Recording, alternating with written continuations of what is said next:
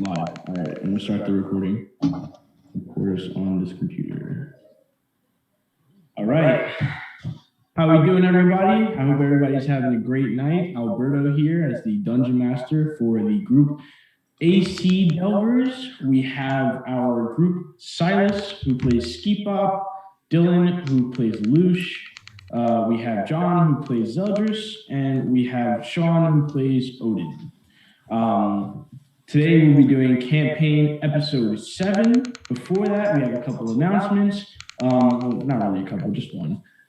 We are, again, raising money for our animated video. It is going to be $2,600 to get it animated. It's going to take roughly a month or two. And the due date to raise the money is March 14th. It is currently March 3rd. So we have 10 more days to raise the money. We have $443 raised so far, with $2,157 to go. So thank you to everyone that has donated already. We appreciate you so much.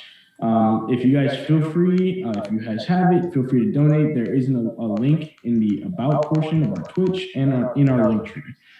There's Venmo, Cash App, and regular Twitch donations, which will go to PayPal. Other than that, I have nothing, so let us begin the episode. A quick last time on D&D, the adventurers had woken up on a pirate ship, which they did not have realized that they had killed the captain in episode 1. They had woken up bound and naked, or basically naked, no weapons, no equipment, no magical items that they had recently procured. And they had to fight the pirate crew in order to get their items back. They acquired some new gadgets that seemed extremely interesting. Afterward, they split on their ways after killing the Ken crew that they were going to use as an informant. Lelouch went on his way to the hospital and to collect a bounty and do his work, while the others went to uncurse their friend Zeldris, on the way meeting Mortlock Van Thamper, and then heading over to a chapel, church, or religious site of Umberly, the deity, uncursing Zeldris and heading back to Lelouch, in which they met up and decided to head back to Sources Sundries, as Odin had been contacted by the local proprietor there after he felt an attack on his pride when not enough items were bought per people. You guys went, purchased a couple new items. Odin got a new axe, the Manticore's Wrath. Afterwards, you guys, also noticing that you were being trailed, you guys found yourselves planting a magic bean, Odin, and facing off against a mirror image of himself, however, in a stone golem, to which said a couple things to emotionally attack Odin. After a display of strength and aggravation, the group had went to the Elfsong Tavern and decided to let out their frustrations, drinking and spending time talking about some more personal matters. Rhea had found them and had informed them about the Van Thamper manor, to which she was able to see, and then they found themselves going to bed. And as they were going to bed, all going and doing their individual tasks, Zeldris heading over to the roof of the tavern and making a couple things, while also in this type of state communicating with a celestial body and receiving some type of premonition or images. And with that, you all found yourselves to bed, and the light of day begins to crack on the dawn as you all wake up in your rooms, the just beginning reds and oranges coming across the horizon as the purples and dark blues of the night begin to pass away. You all begin waking up in your rooms. The day is yours. What would you like to do? Oh, I got a little something in the mail. I just want to show all you folks. It's a Bernie sticker of him sitting with his mittens. That's really cool. But yes, feel free. What would you guys like to do? As soon as Skiba wakes up, he's like, "Oh yeah, I got my stuff.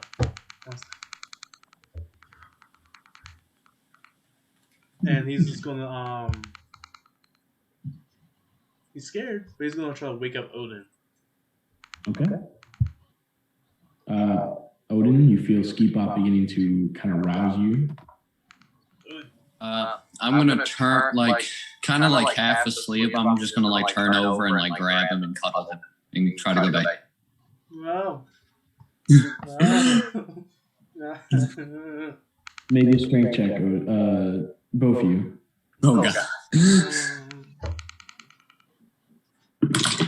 Oh god, that went off. Oh god, where did it go? Oh god. It doesn't matter.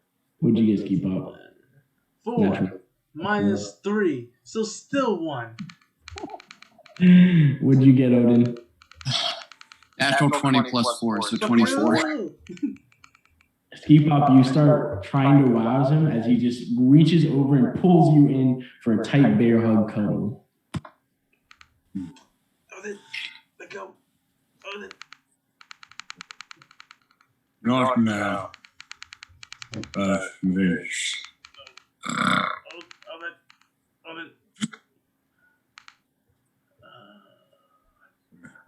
Would my arms be down as well? No, you can still use your arms. I'm gonna give him wet willy to try to wake him up. Okay.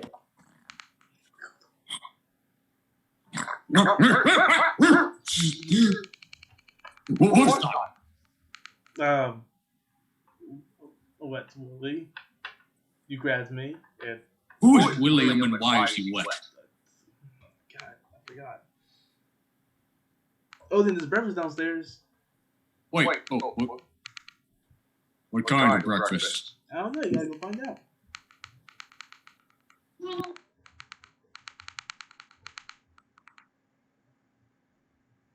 All right, we're gonna move over to Zeldash real quick. And Zeldash and Lelouch. Would you like to go first?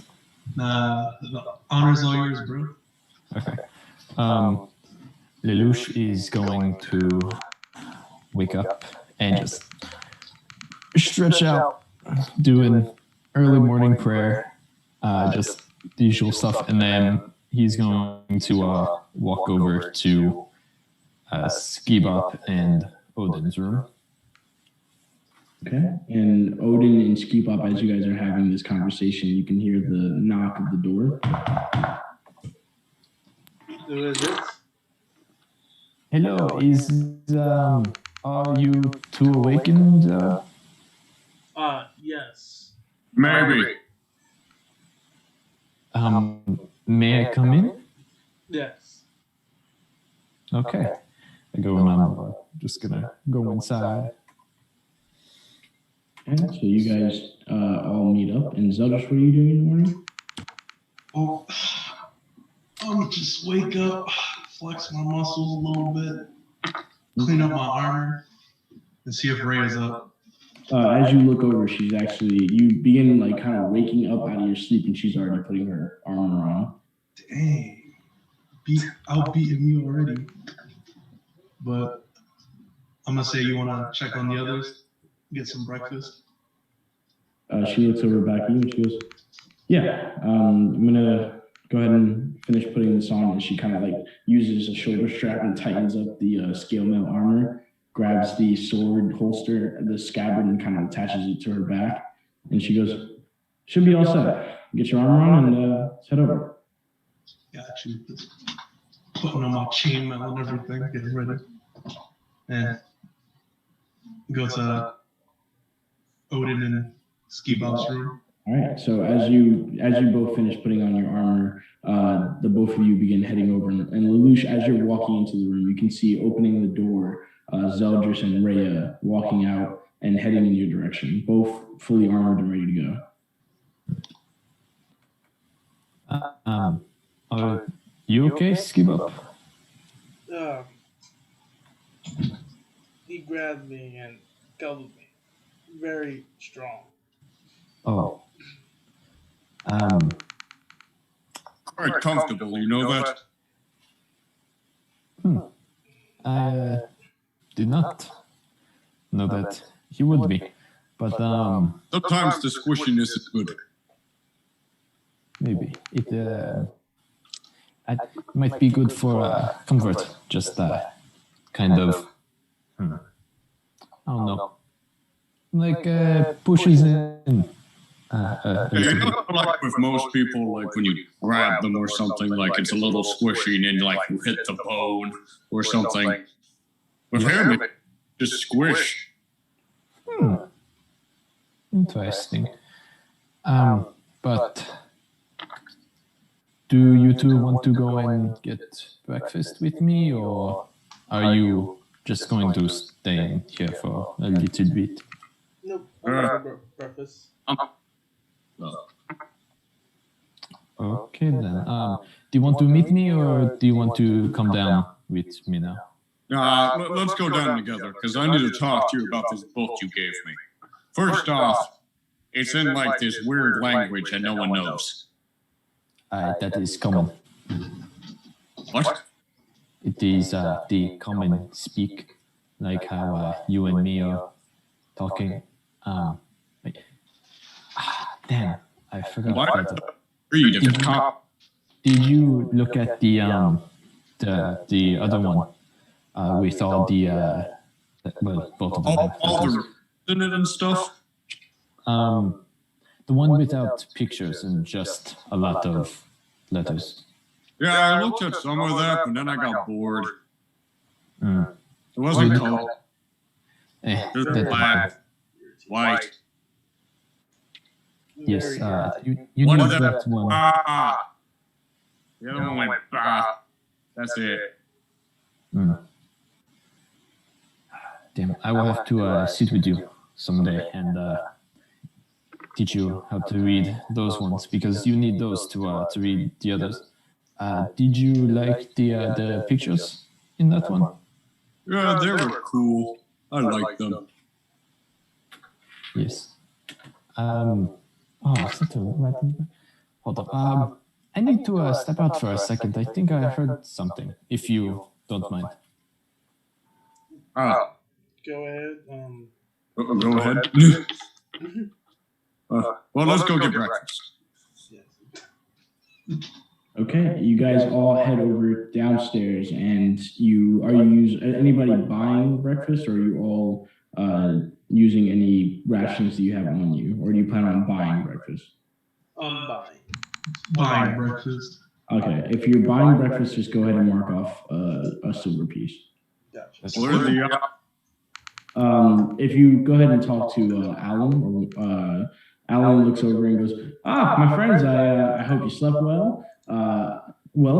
If you're asking about what we have for the morning, we have dried meats, we have eggs freshly hatched. If you guys like, we'd have some milk here. We have any different types of poultry, breads. What are you in for?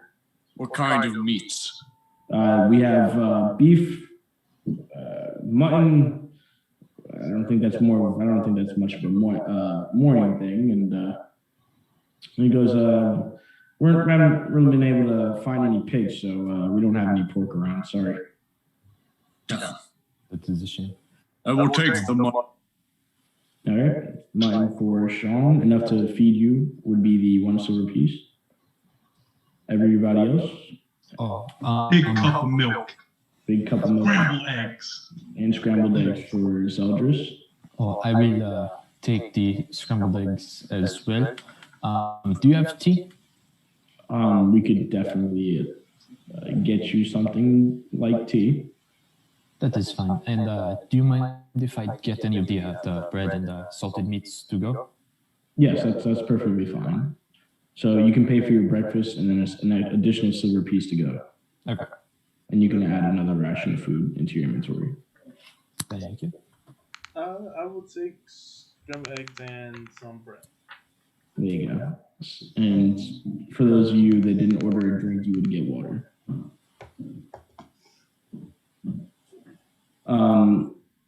He goes, well then, all right. That is Thank you very much. They'll be out in a second, and meals are brought within 5 to 10 minutes as you guys all find like a booth to sit around. Rhea orders herself some assorted meats and bread and eats with you guys.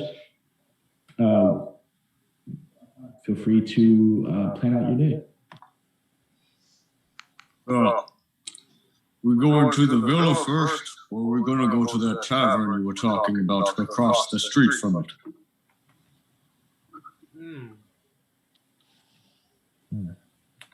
Should we go and look at the area to I don't know, I get a little bit familiar, and then go and check out the tavern? That is true. But I think we should stay a good bit away from the villa, because they know who we are. And they be keeping an eye out for us, so I think we should go to the tavern. Oh, do we have the... Rhea was saying about that, how in the room she got, she could see it perfectly. So maybe do some stuff in there. And Rhea speaks up. She goes, the inn tavern is referred to as the Helm and Cloak. It is it faces the south side of the manor. And she goes, the manor is quite vast in and of itself. And it seems like there are guards patrolling. However, I was mulling over this last night. They know who you are. And to my knowledge, you've killed one of her sons, no? Yeah. You Eldris, can I see the bag real quick? I got you, bro. Open the bag, pull his head out. Pull out. What? She goes, I don't think that everybody should see that. It's all right. It's cool here. And she goes, and you've ruined one of her businesses. And they haven't come personally to kill you. Well, we did get followed by those weird guys in the cloaks that other night. That is true. Yeah. Did you say missing finger? Yes. Yeah, it looks like this. Yeah. And go ahead and make, now that you guys are talking about it out loud, anybody that's proficient in history or would like to make a history check, feel free. I would make a history check. History, I got +5. You guys want me to roll it? I'll make one for shits and giggles, because I have a +0. Me too, +0. I'm not going to make one because we already have 3 people. Woo. That's a big old 5. Big old 11. Natural 20, baby. Let's get it. Got an 18. Get it. You and Rhea would remember this. There are prominent. So Baldur's Gate is known for its criminal activity, and there are multiple criminal organizations and gangs that reside within Baldur's Gate and also throughout the realm. One of the more prominent gangs that only refer to themselves as the Guild is run by, and this is only the name that's been sort of rumored to be around. It is run by an individual referred to as Nine Fingers Keen. Nine Fingers Keen? Keen, Keene. And she is one of the kingpins, is what is referred to as the higher-ups in that organization. And Rhea kind of speaks up, she goes, because she got a natural 15, she goes, I believe that would align with guild members. A nasty bunch, I would have to say. Each one is lethal in their own right. And they're tracking you, but what did you do to upset them is the question. We killed the pirate captain, ruined the bath out business, and killed the cultists. We killed the Van Thamper prince. There were the assassins in the white masks that also attacked us. Oh yeah, It's true. there was these guys with like these dragon masks. I can pull one out if you want. Yeah, we have a couple on the back actually. They I were got 6. they were looking for this. And I'm pointing to the crown. She looks over at the crown and then looks over at the mask. You've definitely managed to piss off a good amount of people while you've been here. Oh, we've just been here, man. I don't know. But it's been like 3 days, right, guys? It's We're like every time. It's been 4. 4, 3. Today is our 5th. She goes, well, first we have to attempt to get through the gates to begin with. There are multiple gates that we can choose from. The one that most go through is referred to as the Black Dragon Gate. And there are a couple other gates that are referred to as the Patriarch Gates.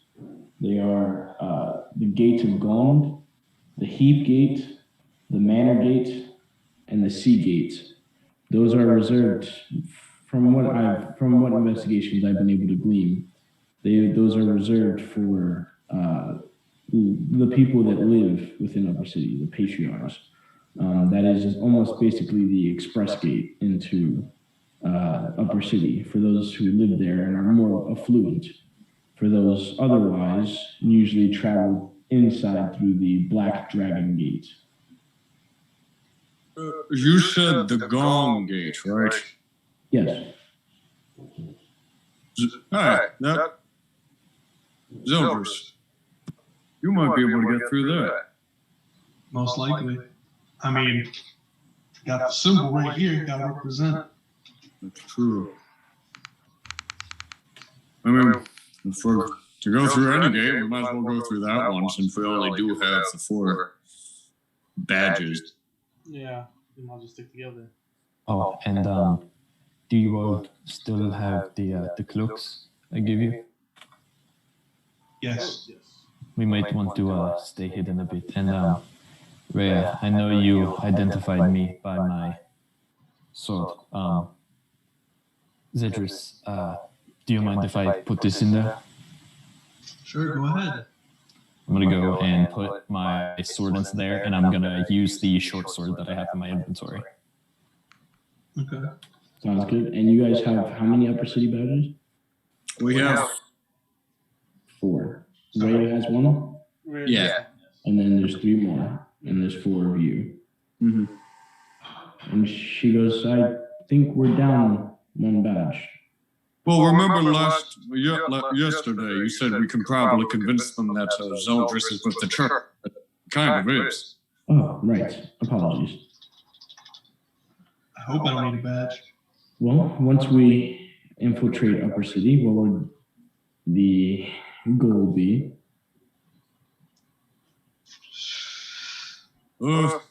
Scouting for now. Okay. If you'd like, I can lead you straight to the manor or the tavern. I think the tavern, that room you were talking, may be the best because we do want to stay out of sight. Agreed. Well, allow us to, when you're ready. Just give me 1 second and I'm just going to pick up the mutton I have and just...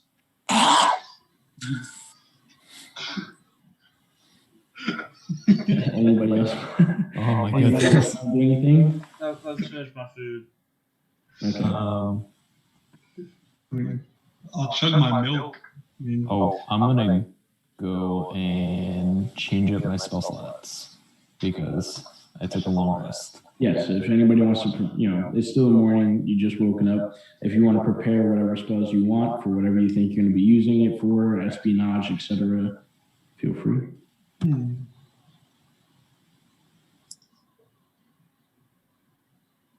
I'm just going to my axe.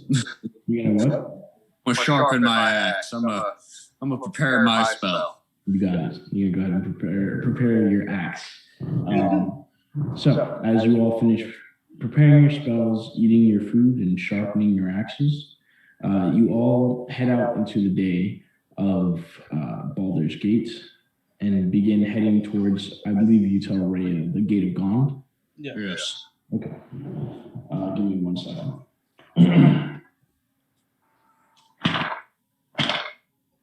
Okay. You head over to the Gate of Gond. From the Elfsong Tavern, it will take you roughly, I'd say, about 2 to 3 hours. Not if you're walking at a regular place, like regularly, probably like 2 hours or so of walking. You walk through the Heapside neighborhood, and you also walk through the Steeps, where you found the Water Queen's house of Umberlee. As you guys are walking, go ahead and please make a perception check for me. For anybody that needs to. 7. 7. 5. 2 plus 3. Oops. Shout out to our 9 viewers. Thank you all for Thank coming. you guys. 25. 25 for Zeldris. What'd you get, Skeep Up? 11. 11. What'd you get, Dylan? 5. 5 2 plus 3. 3. Zeldris and Ray will also make a perception check.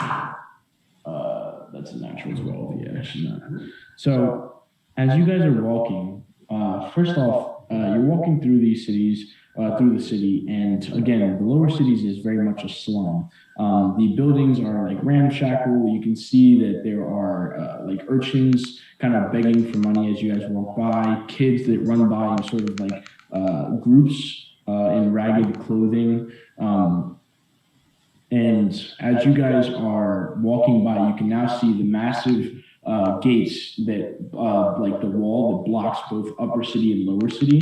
And you can see that certain portions of the wall have like guard towers at each one. And the walls rise up about like 70 to 80 feet, just guessing. And as you guys are getting close, so I'm just keeping a watchful eye out. You can see you see a single robed individual that seems to be tailing you guys, but as you guys are moving closer to the gate, they seem to just veer off. As you guys are heading closer to the gate, they kind of notice which direction you're heading in and begin to veer back in a different direction. So, guys, remember that talk from yesterday where there was a guy following us? It was asking again. Disappeared towards another way. But it seems like he's going to tail us for a while. Well, which way did he go? That way. Where's that? Roll perception. He went in the direction that you guys came in. So he was following you, and you guys, as Zeldris points him out, the individual is turning back and walking back in the direction that you had came in. You know what? You guys want to like try to catch him and talk to him? Very much. Yes. Yeah. Okay, we're doing this. All right. Should we stealth it first so he doesn't run away? You just point at him. No. So he didn't see. He literally just went back into the alley. He's still continuing to walk, by the way. He's walking. No. He's at this point he's at about, he's been keeping a brisk like 80 feet distance from you guys. He's currently like walking away, reaching about that 90 to 95 feet distance. Lelouch, Going now. can you turn it real quick? Turn into what? A horse. Sure. I'm gonna go towards like a little alley. Yep. Or like somewhere a little bit hidden and transform. He's still walking away, by the way. Heading about. I'm gonna tail him. I'll tail him. I'm being Okay. So Roll for stealth too. Sure. Make a stealth check with disadvantage. I'm just going. Once Lelouch is the horse, I'm getting on the horse. Yeah, I'm already a horse. Okay. And I'm going to 21. My lowest was 17. My highest was 18 plus 4. Okay. 21. And Odin, you're immediately jumping on the horse the moment he transforms. Yes, and I'm also going to start riding after him. Okay, Skeep up. Can I try to use mold earth to get myself like little like stepping blocks so I can run like a little bit faster? Give me 1 second. Mold earth is a cantrip, correct? Yes. I don't think it can be used in that way. I just wanted to see. But I'll double check. That would be cool. Almost like a Toph style with earth Yeah. ending. Yeah. Mold earth. One action. You choose a portion of dirt or stone that you can see within range, which is the range is 30 feet, and within a 5-foot cube, you manipulate it in one of the following ways. If you target the area, you can make it loose earth instantaneously and excavate it. You can cause shapes, colors, or both to appear in the dirt, spelling out words or creating images. If the dirt or stone you target is on the ground, you can cause it to become difficult terrain. Alternatively, you can cause the ground to become normal terrain as well. No, it doesn't seem like I can. Aw. If you cast a spell multiple times, you can have no more than 2 of its non-instantaneous effects active at a time. So if you use if you use it 3 times, only 2 of the effects work at a single time, like instantaneously. So what would you like to do? Are you allowing it? Would like to try. Probably won't be as. So what are you specifically trying to do? So I'm not sure. Do you know like how blocks are, like track blocks? Track blocks? Mm-hmm. Not exactly. So pretty much making it kind of like elevated. So then when I push off, it's more of an elevated position, so I go a little farther. So it's like, so you would get basically you're trying to increase your speed. Yes. Okay.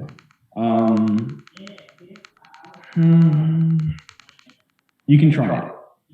Okay. Go ahead and make a dexterity check. And what's your speed as a horse, by the way? 60 feet. 60 feet. So the moment you all turn and start moving in his direction, you can see him start to speed up, and he moves faster. Although Zeldris, you are stealthing, and that's your action to stealth, which means you can move up to 30 feet. So you move 30 feet after you started stealthing, but he's already at 100, so you're at 70 feet from him. Can I dash as a horse? Yeah, you can. And he also moves forward with his own movement another 30 feet. Sean and Dylan, Odin and Lelouch, you guys dash forward on the horse, I imagine? Yes. And getting a rope out. Go for it. So as you jump onto the horse, you begin taking out the rope. He's dashing and moving. At this point, you guys are all kind of moving ahead towards him. Rhea is keeping to the back of the pack with Zeldris. Go ahead, Lelouch, what you got on your dex? I mean, Skeep up. I got 16 plus 1, so 17. So 17. I'll say you can increase your movement speed by 5 feet for the given moment. I'll take it. So right now you're like moving and dashing, or you'd only be able to move because you're using your action to mold it. So you're moving 35 feet at a time. So you catch up. You're about 5 feet ahead of Zeldris, and Zeldris and Rhea are right behind you. While as soon as you guys start booking it, you can see Odin on the back of Lelouch with a rope, like cowboy style, booking it towards him. He runs up. Your movement speed 60. Yeah, but I'm dashing, so it's 120. So it's 120. So you both move. You guys move 120. He was at about the 95-foot range. So he moved, he's about the 90-foot range. He moves 30. And that 30 gets him to what? From 90 to 110. So you guys would have been right on him, but he used his bonus action to dash right into an alleyway. And you guys see him, the moment you were about to catch up to him, he immediately goes perpendicular and into an alleyway. And give me 1 second. All right. And he kind of vanishes, or you guys see him just move into the darkness of the alleyway. What are you doing?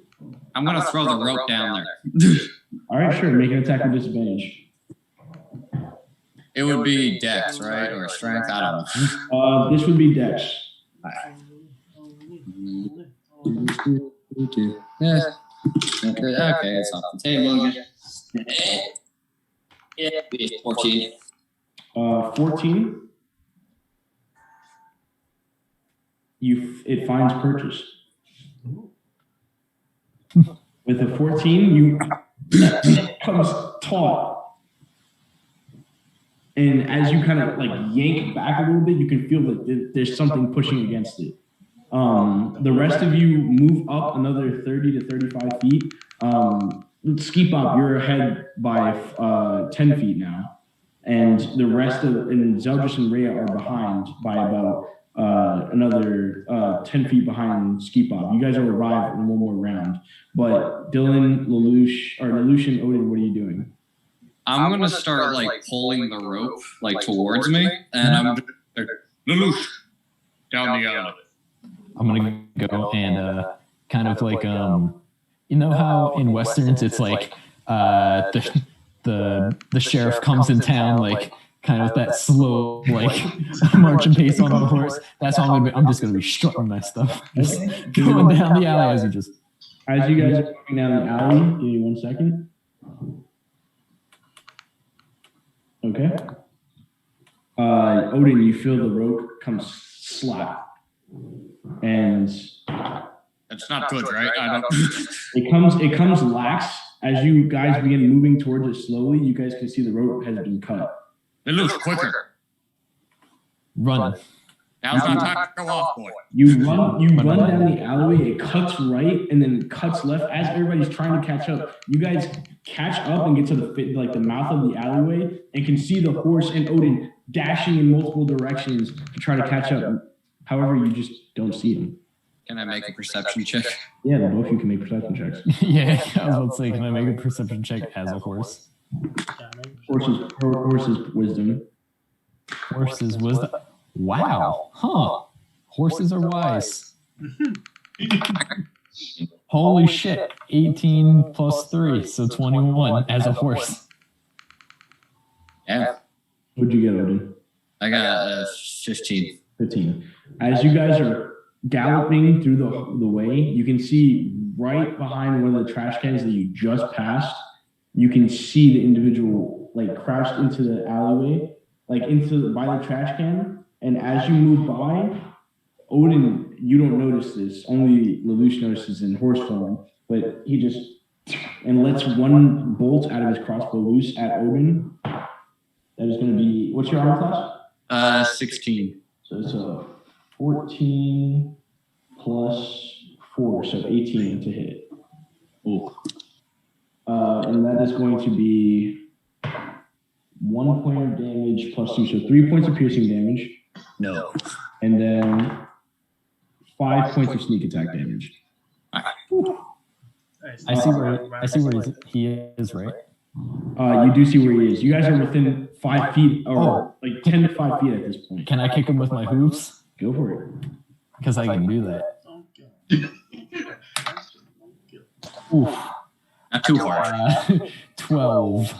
12 is gonna just hit. Really? Ooh, nice. He's not that dead for a rogue. He's not Jaritza from last game. 2d4 plus 3. Let's talk about the past, Sean. God damn it, double ones. So 5 points of bludgeoning damage. Ooh, that kick. 5 points of bludgeoning damage. Hits him right square in the jaw. He like takes it, and then he takes out like short swords as he has his back up against the wall. And as you guys are fighting, you guys now begin making your way into the alleyway, and you guys are roughly about 30. Skeep Up, you're about 20 feet away. Rhea and Zeldris, you guys are about 30 feet away from what's happening. Can we still see, or it's like no? You can see like Odin. You can see the individual is back up against the wall, and you can see Odin on top of the horse. Can I roll for perception and see if like he's wearing any rings or if he's missing a finger? Make a perception check. Skeep Up, what are you doing? Damn, I really don't want to kill him. I'm gonna use my wand of magic missiles. Okay. At first level. Okay, so go ahead and roll 3d4 plus 3. Yeah, 3d4 plus 3. Me off at first.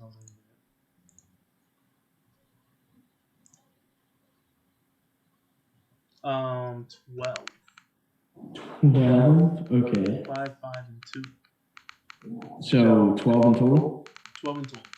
Okay, thank you. Anybody else hear that clicking noise? Yeah, I thought it was just me. Yeah, I can hear like clicking noise every once in a while. Just it's Is it weird. like this? It sounds like a messenger thing, like someone's getting text. Yeah, it might be. We'll see. So you guys see Skipop take out a wand that's kind of spiraled at the end. There's like a blue kind of diamond that's like coming off on like a curve, and it begins to light. And it's three kind of darts shoot out, work like curve around and slam this individual back into the wall as all three hit simultaneously. And he slams into the wall, noticing that all of you are coming down this hallway. What are you doing, Odin and Lelouch? I'm gonna hop off the horse. Okay. And I'm gonna try to grab him. Okay. I'm gonna kick one of his legs. Make a grapple. It's gonna be your athletics. He's gonna make an acrobatics check. 6 plus 6, 22. 3. You got a natural 3. So as you can see, he's about to attack again. You should just immediately jump off the horse and grapple him.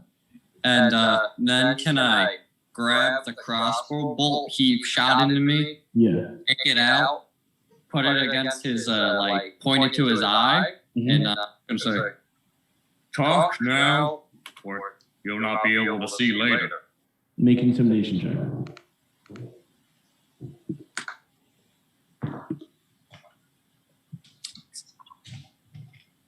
18 plus 6. Okay. We'll see what on his turn. Lelouch, what are you doing? I was gonna kick him, but now that I see he's subdued, I'm just gonna stand by. Okay. Stand by. Can I keep an eye out? Yeah. Make a perception check. All right. I'm okay. So as a human, I'm horrible, or as a half elf, I'm horrible. As a horse, it's a 19 plus 3, so 22 for perception. 22. You're keeping an eye out, and you see at the mouth of the alleyway, you can see at least 2 more humanoid figures look down the alleyway. And as they look down the alleyway, they both. Can I whinny like let out like one of the stereotypical neighs? Yeah, like in cinema. You let out the May as they both let out 2 attacks. That's a natural 9 plus 4, which hits, and a natural 12 plus 4, which is 16, which also hits, which is going to be 8, 9, 9 plus 2, 11, and 8, another 11, 22. As you see, both bolts land in the individual that Odin's holding, and you see both those individuals just dart.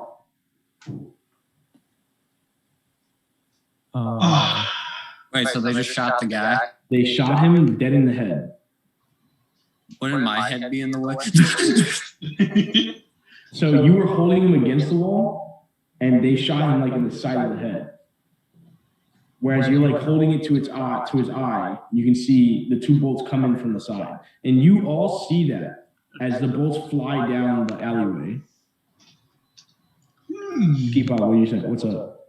That's what I was gonna ask. Did we see him get shot? They both kind of fly over everyone's shoulder and lands in the side of this guy's head as he goes limp in your arms. I'm just gonna put him on my shoulder. Okay. Throw him in the bag. Out. And then put him on my shoulder. Okay. Well, you said you shake him down? Well, no, I take the bolts out. Oh, you take the bolts out of his head and then put him on your shoulder. Okay. What are you guys all doing as a group? Rhea has turned around at this point and just kind of like standing in a defensive position. I want to run down the alleyway from where they shot it. Mm-hmm. You run to the mouth of the alleyway and begin looking around for them. Make a perception check. Can I do the same? Yeah, I was gonna do the same thing. I was gonna run to the guy in the right because you said they're on two separate sides. no, they were on two separate, like at the mouth of the alleyway. They were on two separate sides, but they dipped out the same way. Oh, okay. So I'm gonna chase after him as a horse. Go for it. So go ahead, everybody, make perception checks. Gotcha. 15.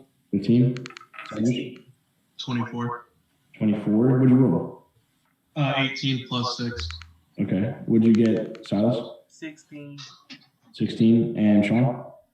16, 13 plus 3. And Rhea. Okay. You guys head out to the mouth of the alleyway, look around. Nothing. Nothing. Dang, these Even with the 24. I know so they use. So don't worry. We're not at a complete loss. We still have this guy, and I'm just going to pat the dead body I have. You pat the dead body as it's over your shoulder. Ray kind of looks back to you all and goes, "They're not playing around." No, they're not. But neither are we. I agree. It seems like we were able to. I mean, we almost captured one. No, we did capture one, but then they killed him. We captured him, though, so. Yes, good job, man. Good job. Or Lelouch. Fuck. What's going on? I mean, we're not out of options, to say the least. I don't know about how things work here, but the shaman in my clan could perform this ritual where, like, you can commune with those who are dead. Interesting. I'm sure, but there has to be someone in the city who can use that spell, correct? We can certainly try and find out. Well, allow us to, I guess, continue on our journey then. Yeah. Zeldris, bag, open. Open.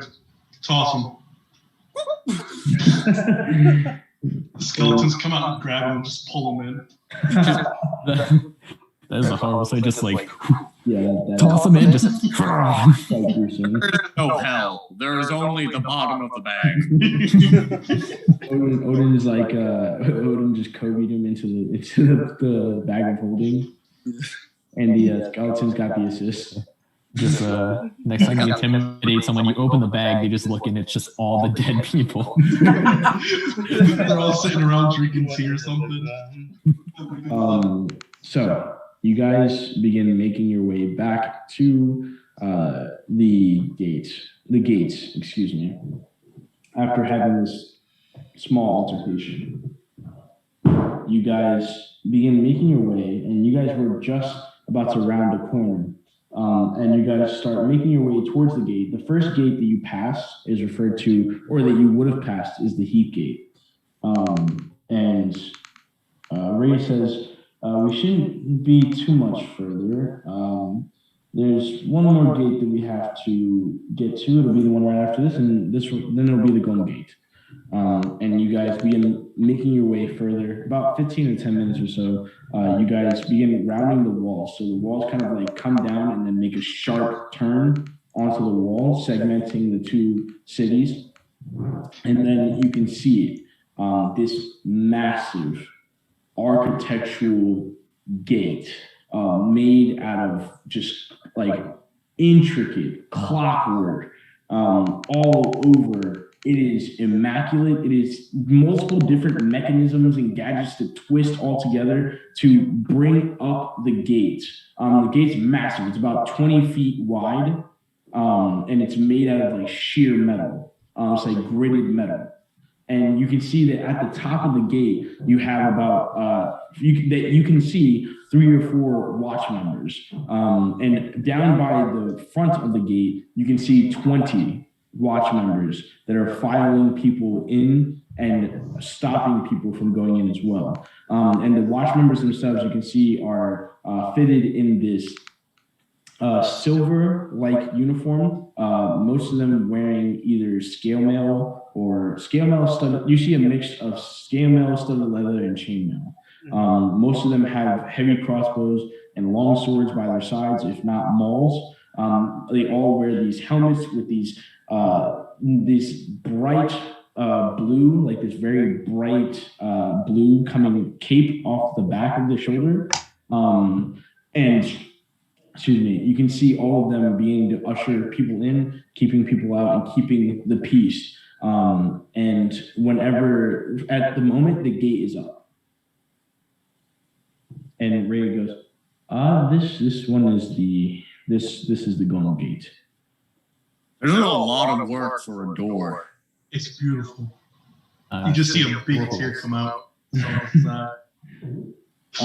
It is quite the immaculate mechanism. And Ray goes, well, I assume I will be taking your lead, as she looks over to you, Zeldris. Sure, yeah, okay. Got this, guys. Zeldris just hypes himself up. I like the confidence. Hello, brothers and sisters. Is that what you start off with? Nah, I'm just gonna walk. Okay, so you begin walking forward with the rest of you in tow. Lelouch, are you still a horse? Yeah. All right.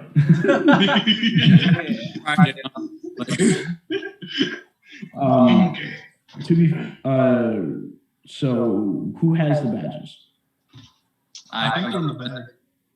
Everyone except Zeldris. Everyone except Zeldris has a badge. Okay. So the horse has a badge? Yeah. Say that. The horse has the badge and I do Yeah, it. the horse has the other badge. It's in my mouth. It's branded. It's branded on the horse. Let's see. You know, Squidward, when he was biting the crab patty, like how he had those teeth, it's like that, but it's just a business card. Well, as you guys begin to approach, you can see three guards members, three watch members look over in your direction as you begin approaching the massive gate. And one from the group takes about 5 feet forward and goes, hold there. And you guys stop about 5 to 10 feet out. And they go, what is your business? To visit the Church of Gold. Kind of like looks over all of you. Present your badges. Points at my symbol on my chest. This is my badge. Odin has his badge. Rhea breaks out her badge. Skeep up. I break my badge. Okay. They look at the horse who has a badge in its mouth. He's a noble steed. I bow my head. And you are a follower of Gond. Indeed. Do you worship at the church here? Yes. Make a deception check. Looks up at the sky. I think so. I'll say you can make it with advantage because you do follow the religion itself, but you just don't, and you also have like the plated symbol and everything. Great, this is the one thing I only got a +1 in it, guys. So wish me luck. You are a forge cleric. That is true, but I've never been to this church. Yeah, you're just forging your way here, yeah. What? This is where the natural 20 comes in, guys. Ready for this? Natural 20, baby. All right, thank goodness I had advantage because that was a natural 1. Quite the opposite. Second time's a charm. 16? 20. What'd you get? I got a 16 plus 1, so that's 17. 17. Okay. Not bad. The individual kind of looks you over. He's looking deeply into you as they take their job extremely serious. And he goes, yeah, all right, seems about right. He goes, well, you'll have to pay the toll, as you all are not members of the Patriars. Using the express gates, the toll will be 5 copper pieces per person. Copper. I'm just too rich, bro. I don't got no copper. You I look. got silver. Oh, well, that works. And Rhea hands over 5 copper pieces. I remember. Do you have change for a gold piece? I'll pay for Odin. You pay for Odin? Okay. So you mark off 10 copper pieces. Yep. Dylan? I'm Oh, a he's- horse. You're a horse. You're a horse. Horse is the pay. Zeldris, I spit out my money I back. give him the 1 silver. 1 silver. Okay. Do you want the change or no? Yeah, I need my change, bro. He gives you 5 copper back. Heck yeah. Economics. You're Odin, my friend. You'll need it more than me. Capitalism. He puts the satchel away on his waist and he goes, "Let him through." And the other 2 make room for you guys to walk in. Real quick, before we go in, what exactly are you protecting or guarding here? Just keep walking. We are the guards to Upper City. We protect all citizens within it. Why not just protect all? That is not our job. We get paid to watch over Upper City. The Flaming Fist are paid to watch over Lower City. That's fair. I mean, this is just between you and me. Those flaming fist guys, not that good at their job. Trust me, I know. That's why we're here. They don't even have flaming fists. It's just a name. They do have flaming skulls, though. Wait, they do? You did not know. No. Are you Okay. from, Not bad. are you from Baldur's Gate? Where are you from? And he starts to look you over suspiciously. My apologies, sir. My friend is mental. I'm not from here originally. No. Smack The him. horse starts moving forward. I just smack him. You smack him. Go ahead and make an arm attack. Wow. Unless you're not trying to hurt him. I'm not trying to hurt him. I'm just trying to Okay. prevent He him. just kind of, as you start talking, he just hits you, kind of nudging you a bit.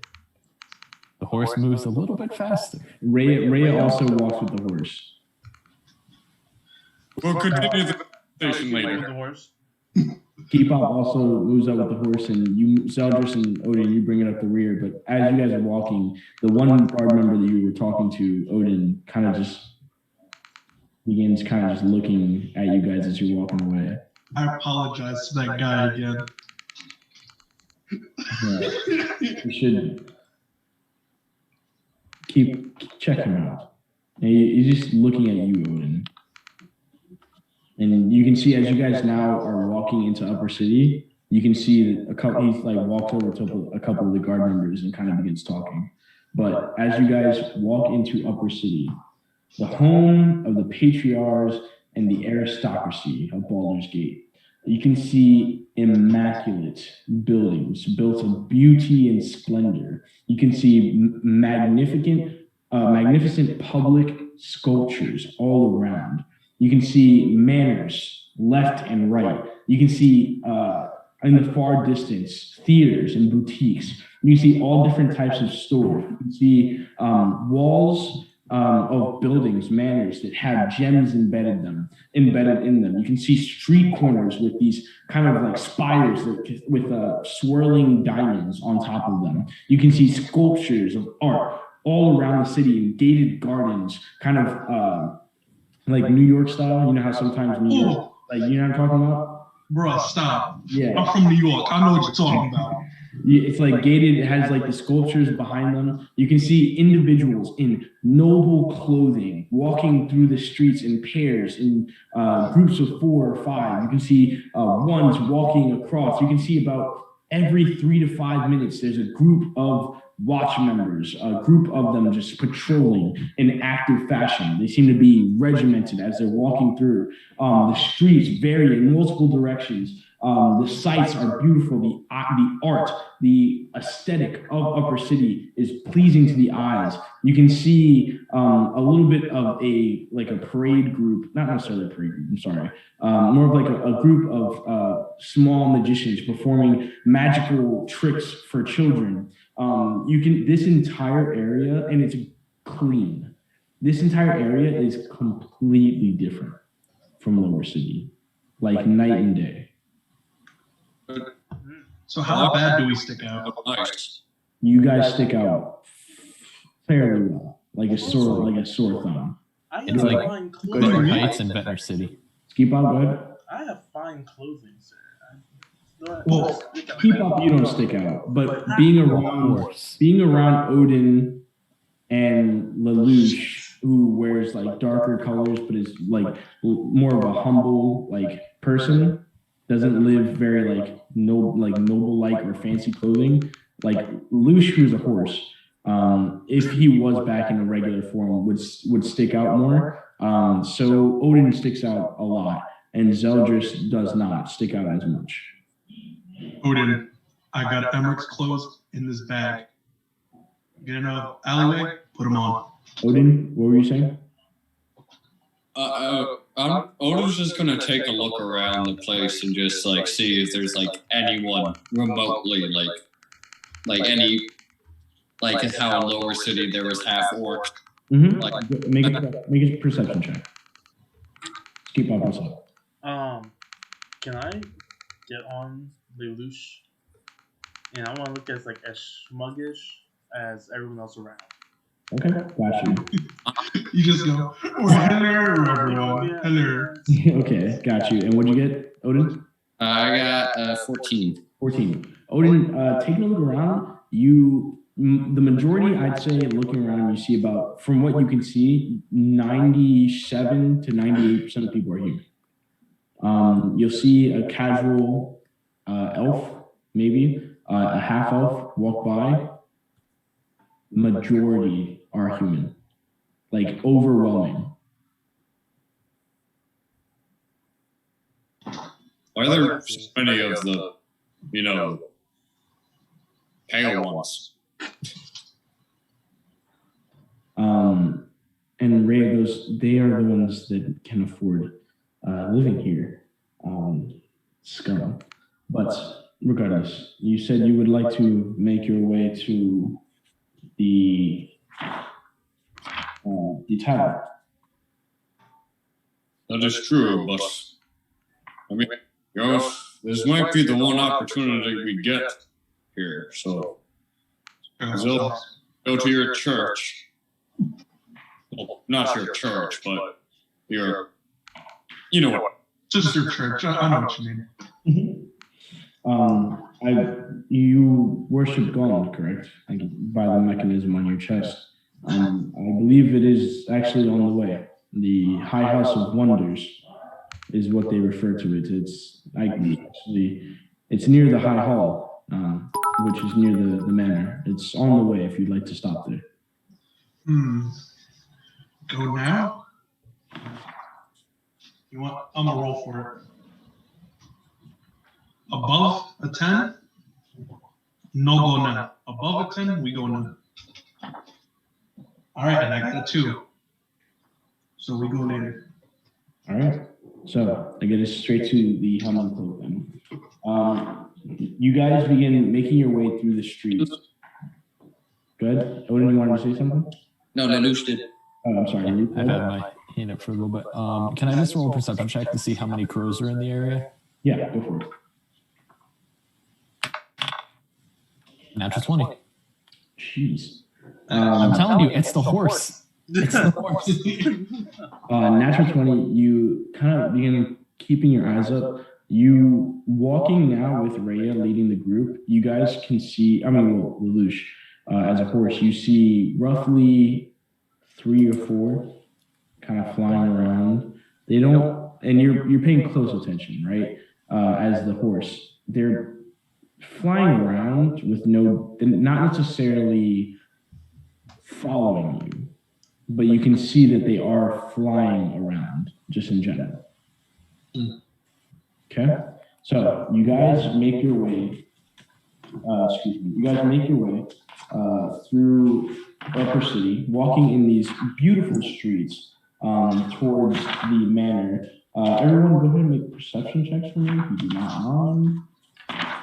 Also, just real quick, Odin's gonna put his hood up. Got it. Odin keeps his hood up.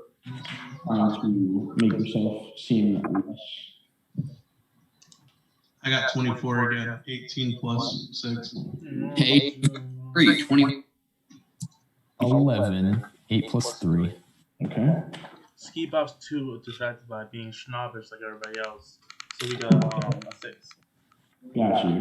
And who got in the 20s? Me and Zeldris, I believe. Okay. Yeah, I got 24. So as you guys are walking through, first off, one of the things you notice that as you guys are walking through, you guys are making your way towards and Rhea says this, she goes, this area here is referred to as the Temples District. This is where the majority of the faiths and religious sites are placed for individuals to worship. And she points over in the corner, and she goes, that there is the High House of Wonders. And you see this magnificently built place of worship.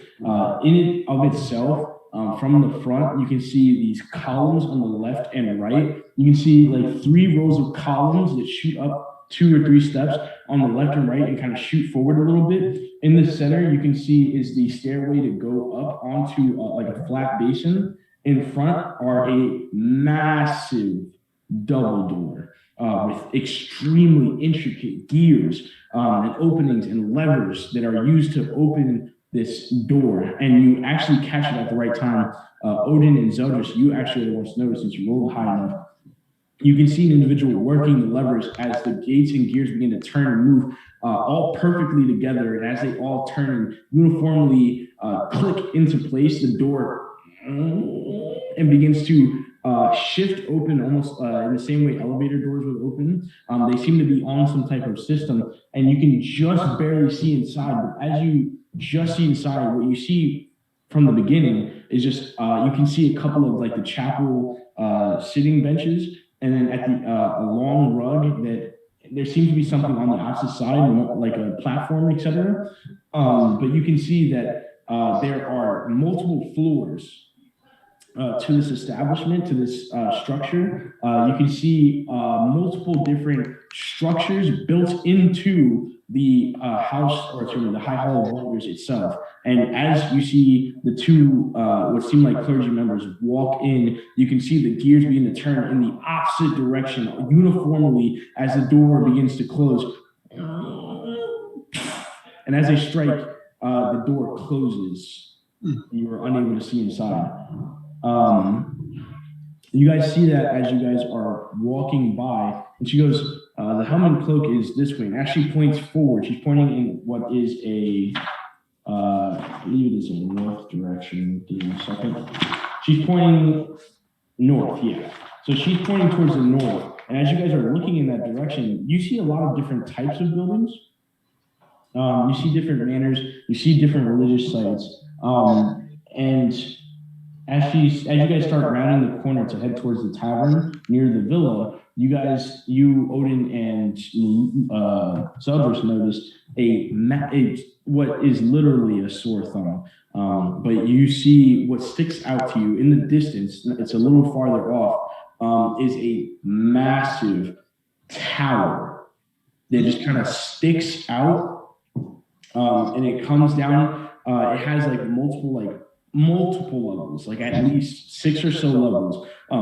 It's got this kind of spherical shape shooting upwards, but it seems like a sore thumb in this type of area. It seems more older. It doesn't seem to fit the aesthetic of the area. And as you cut across, you guys can see now the high hall. And she points over in that direction towards it. You can see it is a massive landmark of what looks like almost like a medieval kingdom, like a king's castle. And you can see that it's walled off on every side, and on inside the walls you can see watchtowers and watch members patrolling the wall sites. You can see a single semicircle-like gate that people are entering and exiting through. And inside of the gate, there's the actual building of the high hall, which has multiple levels to it. And it has a couple towers arranged on it. And you can see individuals of extremely high status talking sort of at the gates and making their way in and out. And you guys remember Morlock telling you that this is where the diplomatic officials do their jobs. And she points across and she goes, that's across from the high hall. Is right across from the high hall. It would be the high hall would be east, so the west of the high hall. You can see, she points and she goes, that is the Van Damper Villa. And as she points at the villa itself, you can see that each side is walled off. And there's wooden gates at the front, and the walls are too high to even see into what is the kind of the estate area, the garden area. And you can see that it's in and of itself is a 3-story manor. You can't see the first floor really. You can see the second floor. You can see a veranda on it with multiple different like ledges, like shingles. And then you can see on the third floor, it is a tower. You're not sure if it's a watchtower but you can see a tower on the top with multiple windows. And you can see on one side of the manor is a what do you call it? Not a barn, it's for horses. Stable. Stable. Thank you. You see a stable that's built into the wall itself.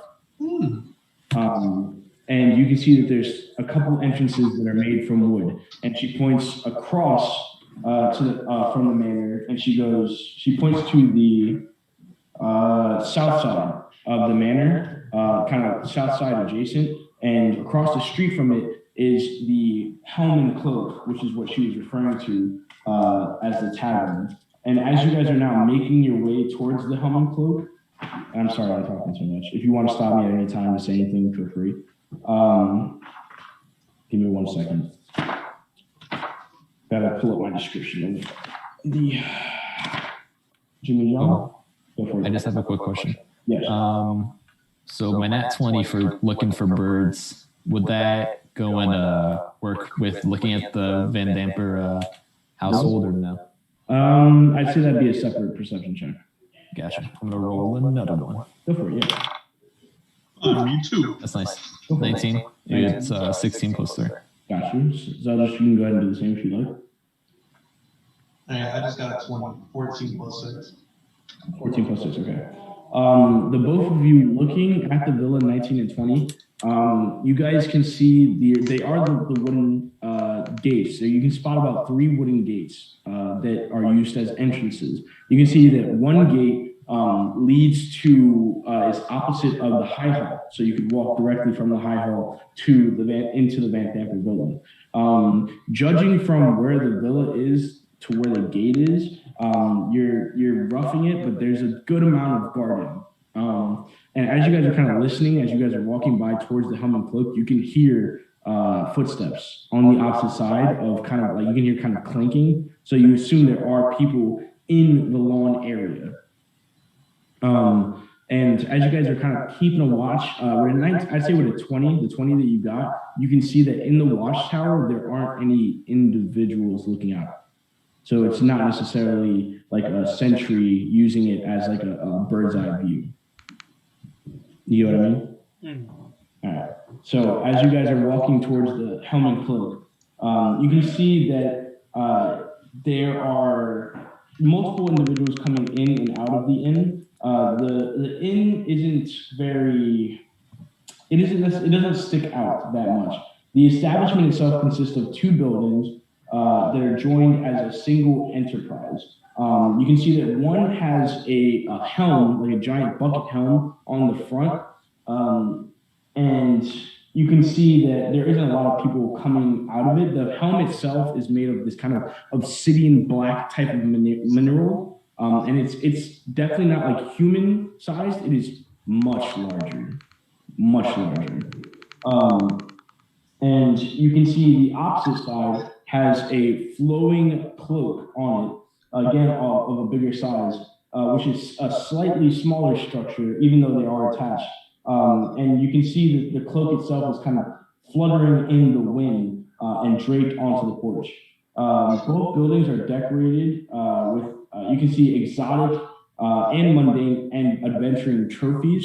You can see different heads of different types of beasts and animals and creatures. And you guys begin making your way kind of onto the steps of the tower. And Rhea speaks up. She goes, well, the two structures here, one is referred to as the helm, the other is referred to as the cloak. Why is that? They're used for different reasons. The helm is the structure of the helm, she points to it, is only used for bedding and inning for people to stay in, like a place for respite. And the cloak portion is the smaller portion that is only used as the tavern. We do not have to use the cloak in order to buy rooms. We can only, we can just walk into the helm. It is your choice what you'd like to do. Oh, are there stables? There would be like the wooden portions that you can tie your horse to if you like. I mean, Dylan, are you gonna? Are there any alleys? Make a perception check. I'll say with what you used on the Van Pamper Villa, you would be able to find an alley to transfer back. I'm gonna like kind of shake so that these two can get off my back, because number one, Odin is killing me. Number two, I need to get out of wild shape. Okay. So you manage to find an alleyway as they step off of you. Can I stealth? Yeah, go ahead and make a stealth check. Horses aren't bad. 15. 15. Give me a second. Yeah. You ever see crouch before? Okay.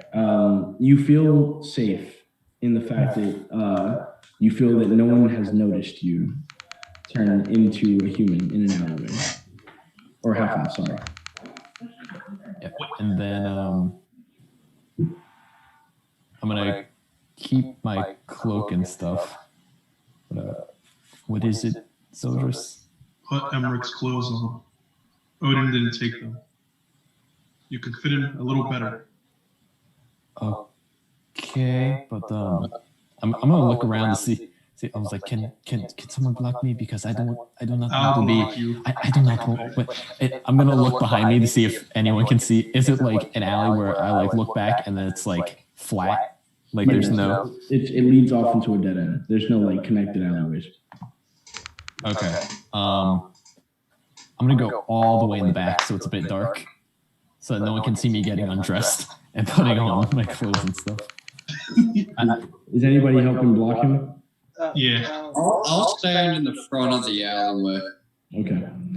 As you guys kind of walk by, as you guys are standing there, you can see a couple group patrol watches of the watch kind of keeping an eye out. You guys don't necessarily attract their attention just yet, but you take out Amrich's body and begin changing into his clothing. Yeah, I'm gonna go and I'm gonna. What armor are you wearing? I'm wearing leather armor. Okay. His armor is studded leather.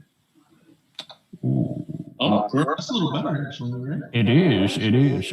Can you put that in the bag for right now? Do me a favor, Dylan. Do you have what's your charisma modifier? My charisma is +0. It's 11. What's your dex? My dex is +0. It's 10. You put on the studded leather, and it immediately, as you're putting it on, it like sticks to you. It like stays on fairly tightly. But as you guys are looking at Lelouch, like, damn, he looks good. Damn, bro, like, He looks good. Well, nice guy. Yeah, right? Nice guy, bro. And Lelouch, as you kind of feel this like this kind of warm, like it starts to get a little unbearable kind of pain.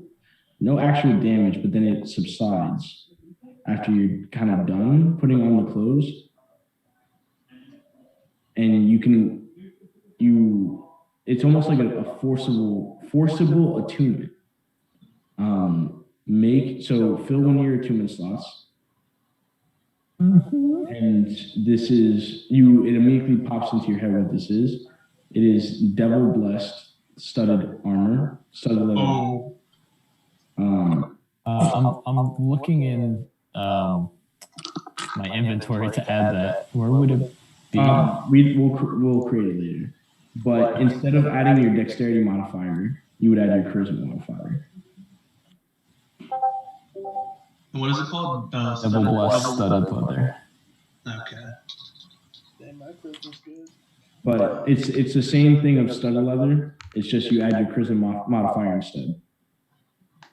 And it fills one of your attunement slots. Awesome. I have a +0 in both. So The most optimal build. Yeah. So you place that on, you place his robes on, and you can see that also attaches to you. And this is disgusting. I get this. It is a beautiful like water navy blue, like lighter blue, like almost like the watch members' cloaks blue with gold trim, and the end of it is like a stingray's tail. And as it attaches to you, it is the cloak of the manta ray. Ooh. Oh, I have a question though. Like, I'm trying to I'm doing this because I'm trying to like peel it to see if it like gets off of me like at least a little bit. Yeah, no, it'll peel back a little bit. Yeah, I'm like, I cannot breathe in this. He's so tight. How did he move so gracefully for such a goodness? You know what days? I feel my sweat just, it's going to stick. A fine man is a tight man. No, it is not. This is putrid. You can add those two items.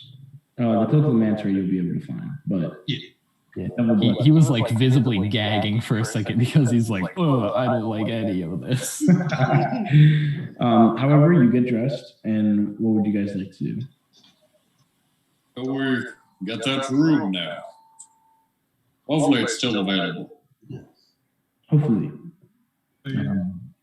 Well, let us walk in then. And for Ray walks in through the helm, opens the door, and you can see on the opposite side that the front of the helm is actually fairly simple. It's wooden floors. In the front is just the desk that's sat, and then a set of stairs that lead up on the left shoulder of the individual sitting down in the chair. And you can see two individuals that are here that are talking to each other. They seem to be in chainmail armor. You can see shields kind of off to the side. And they both look over. I'm sorry.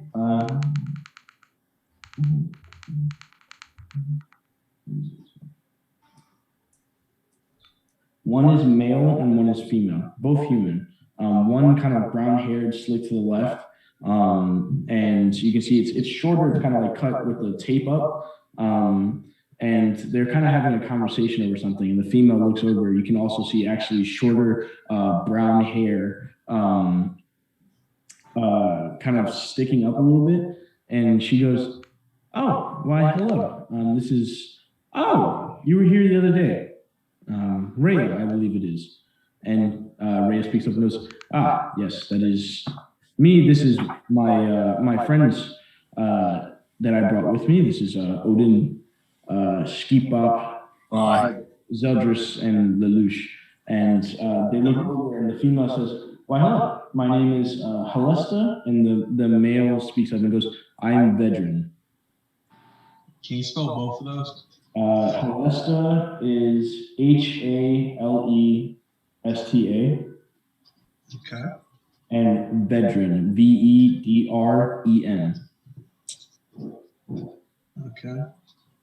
And anything else? You good? Yeah, I said thank you. Oh, word, no problem. And they go, will you be looking for rooms for the day? Yeah. Okay. How many rooms would you like? One. Just one. For himself. I'll take one for myself. I mean, Rhea could chill in the room with me too. The rooms can easily fit 2 to 3, so it depends on how many you would like in the room, and Okay. I'll offer. Skip up, Odin. Do you want to share one with me? Sure. If you'll show me what these things are, and I'm gonna pat on the book I have. I will. Do not worry. Right. okay. So you guys go ahead and purchase the rooms. The rooms are 2 gold each. Those go. Damn. 2 gold each. Those go. It's me. I got it. And Rhea puts up 2 gold. I'll And put up 5 gold as a tip. okay. Stop flexing your money and save it. And A room. as they put down the money, you tip them, and Rhea kind of leans down and goes, "If you could, can we have the same room as yesterday?" And they, Oh, I was gonna pay for Zeldris' room as well. Like that's why I put in 5. So it was 2 for ours, 2 for Zeldris, and then 1 as a tip. okay, and she's gonna throw an extra 2 in to add on to the tip. And she goes, "Yeah, just same room as last time, and roll persuasion with advantage."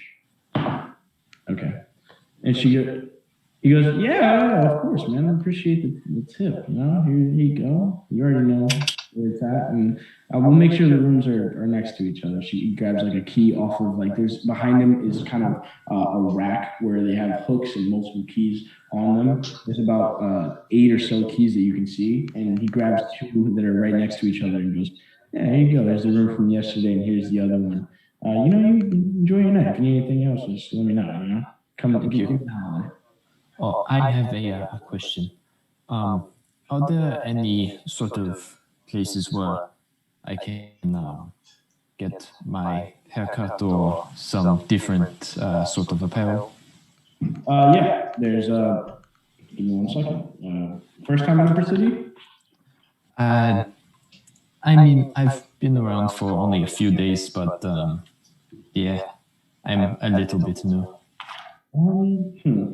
Well, if you're looking for new clothing, let's see here. You might want to go check out the Wide. The Wide's a good place to go. The Wide's around the corner. You see that giant tower? It sticks out like a sore thumb over there. Yes, I do.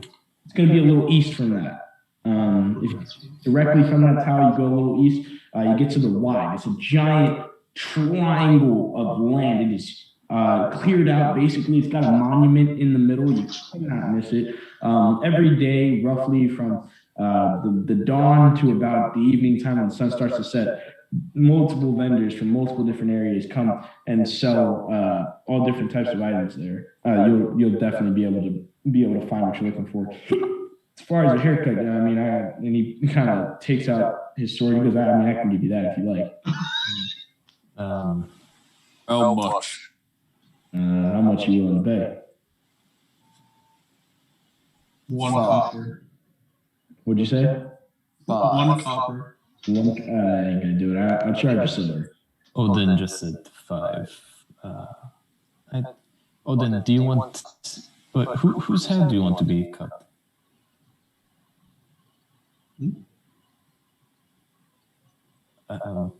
What do you mean, yes? Because and he gets up out of his seat and kind of gestures it towards you and go, "Hey, what do you want? I can give you the you have And you have the same mini that your hair, the same hair that your mini has, right? So it's got like the mohawk. Oh. He goes, yeah, I can go ahead and chop you up. I can take that top off if you like, depending on what you want. I do need to look different. Fine. I will follow in the footsteps of my father. Okay. The mutton chops. Just the mutton chops. He's gonna go ahead. So you guys see as this individual takes out, he puts the long sword away. That was more just a joke. But he takes out like a shorter razor, and he takes like a bucket of water, and he starts like dunking it, and he takes out cream and begins to kind of like cream over Odin's hair. If you guys decide to stay here and watch it, or if you guys want to go up to your rooms, it's up to you. I'll pay for Odin's haircut. I'll just put down the silver piece. How late is it? What's up? It's still like morning to like afternoon, right? Yeah, you're moving at about probably 11 a.m. right now. You guys got up kind of a crack of dawn. Yeah, I'll check out the room. Okay, so you guys head up. Lelouch, you head up as well. Yes, but can I do Animal Messenger again? Yeah, you want to do it just right here, or you want to step outside? I'm gonna step outside and do it. Okay, as a ritual. Yep. Okay, so it's gonna take you 10 minutes. Keep up. What are you doing? I'll just follow Zildris up to the room. Okay, so Zeldris, Rhea, and Ski Pop are heading up to the room. Odin, you're starting to get your hair cut, and you explain to him what would you like specifically. I want a mutton stash. Just shave the chin. And he takes the cream and starts applying it, and begins kind of shaping it up himself. And you can see, I mean, it seems like he most likely does his own hair because he has the tape up himself as he begins kind of shaving each individual portion as he's talking to Halesta. As he's talking to Halesta, this is like the full Dominican barbershop type of thing. And doing your hair at the same time, dude, but it's pretty good. He's doing a pretty good job. He's taking out like a rag, and as he's cutting, he's like wiping the hairs onto the rag, continuing to placing cream as he's still cutting your hair. And he goes, he's kind of, making short talk with you as you guys are talking. This is quite relaxing. You're quite good at this. Much appreciated. We've been stuck in places where, as he's cutting your hair, he goes, I've been stuck in places where I haven't been able to get a good haircut. I had to learn how to do it myself. How long have you been in Upper City for? Currently, I'd say I've been able to settle in for about 6 or so years. Before that, I was part of the Watch, and personally, I was part of a militarized group inside of the Watch that went and guarded and had a couple skirmishes with other rivaling kingdoms. I'm currently employed by one of the Patriot families to guard and also manage this place. Me and Halesta. If you don't mind me asking, who do you work for? We work for.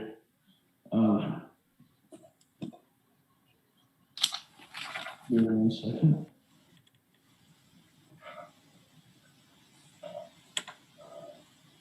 Yeah, where is it? He goes, I work for, hold on, damn. Where are the, give me 1 second, I'll get back to you on that. But as you guys, because I completely lost the, he goes, I work for the Hune House. Hune House. He goes, I work for the Hune House members. Hune. House. Oh. They deal with a lot of things within the city, or within Upper City itself. They're fairly powerful, but their symbol is a moon that waxes and wanes. as you approach their house. But they're a fairly nice family in and of themselves, you know? Do you know anything about the other patriarch families around here? Yeah, there's plenty. I know, basic knowledge. It's not like I'm a house servant or anything like that, but there's a lot of different families.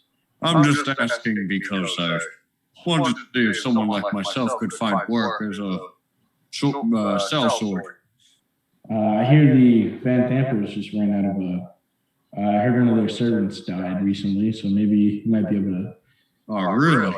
find some work with them if you can manage to, I don't know, get word to one of them. But they're a interesting group. I'd stay clear. But if I hear anything, I'll keep eyes out for you. What do you mean by interesting? They're odd. Van Thampers, they're not like regular nobles. They're actually the newest group, and they rose to power pretty quickly.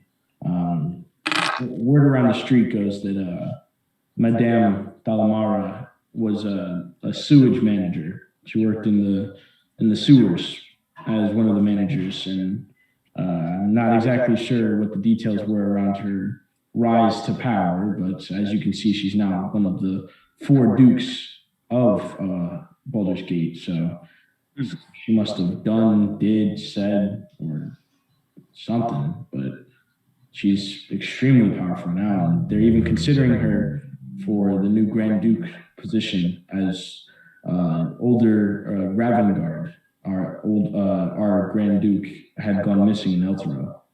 Oh, yeah. Heard about that. Big mess there, Eltero. Yeah, they were one of our biggest rivals, but at the same time, you hate to see a beautiful city like that just disappear. Yeah. And then you got all their people trying to get into here, and the Flaming Fist.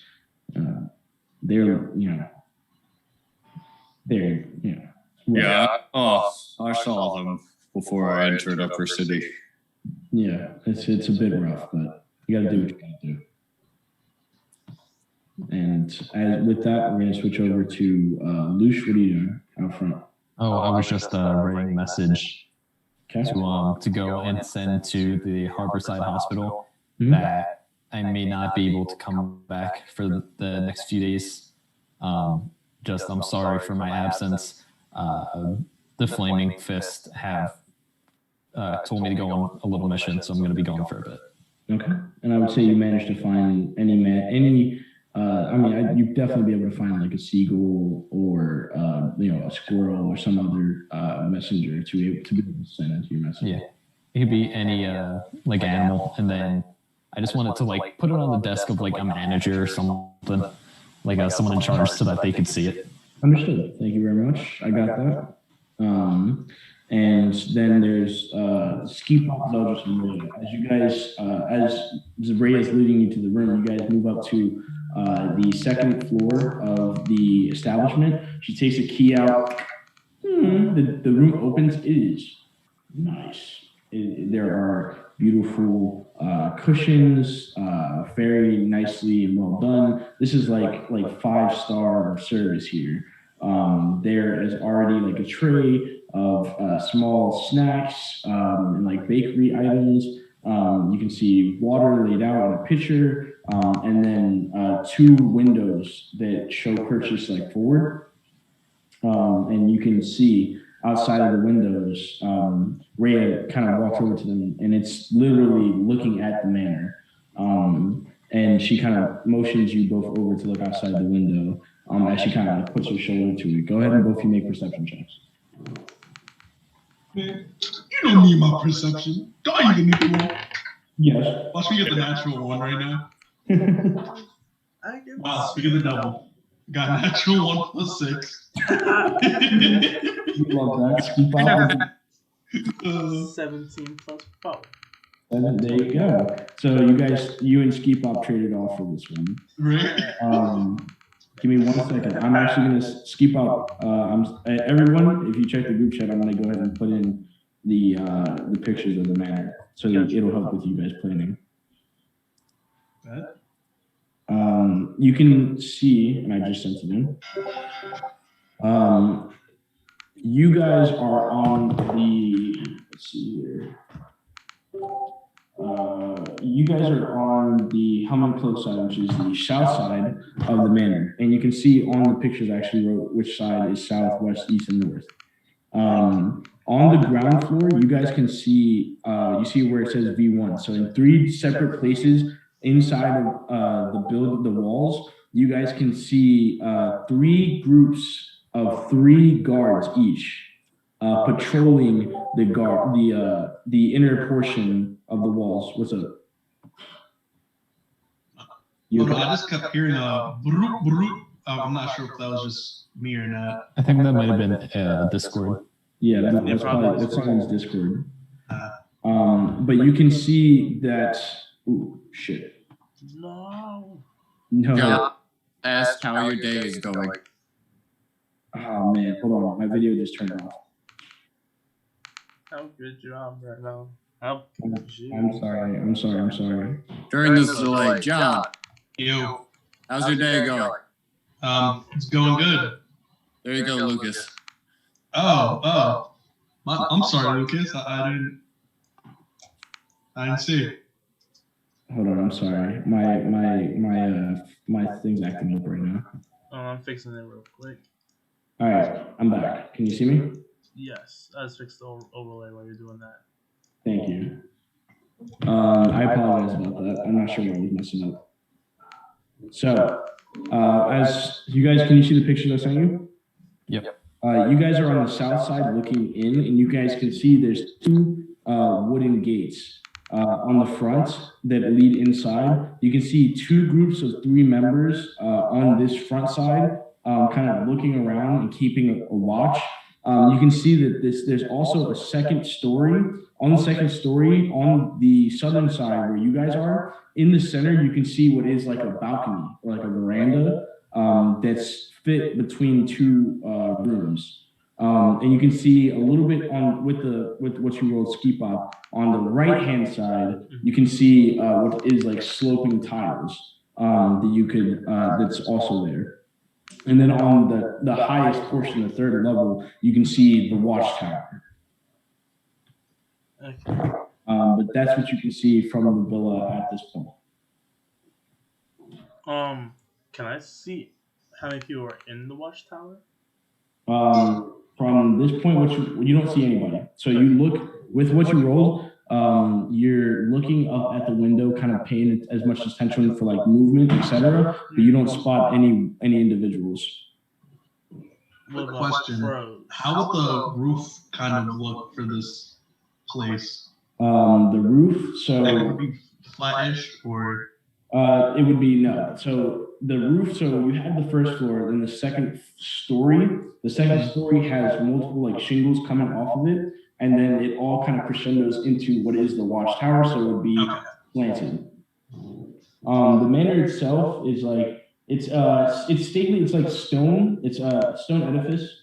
And then you could also see ski pop in the back left corner, kind of like the northwest portion of the wall built into the wall is the stable. You can see the stable house that Ray was talking about. You can see both the buildings have sloped rooftops covered with red clay tiles. You can see that the wall itself, from this height, you can tell that the wall on the perimeter that keeps people out is about 12 feet high. And lanterns are hanging on the interior of the walls. And you can also see you would see the back entrance. From where you are, you're on the south end, you can see a double door on the back end that would open into the back side of the mansion from where you are. Go ahead, Scoop up. How many crows would I see? How many crows do you see? Yes, crows. Make a perception check specifically for that. Okay. I'll be right back. I'm gonna go grab some water. You got it. 20 not natural.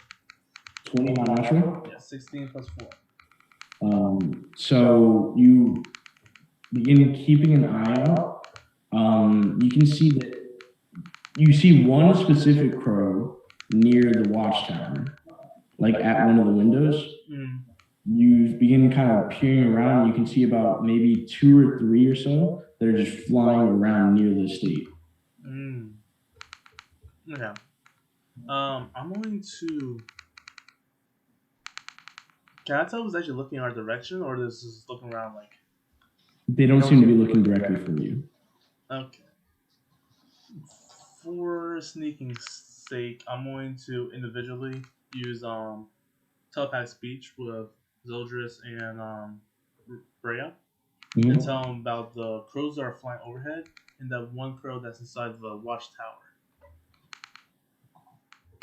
Okay. My bad. You can unmute yourself. I was trying to see where that clicking noise was coming from, and I figured it's coming from you, Silas.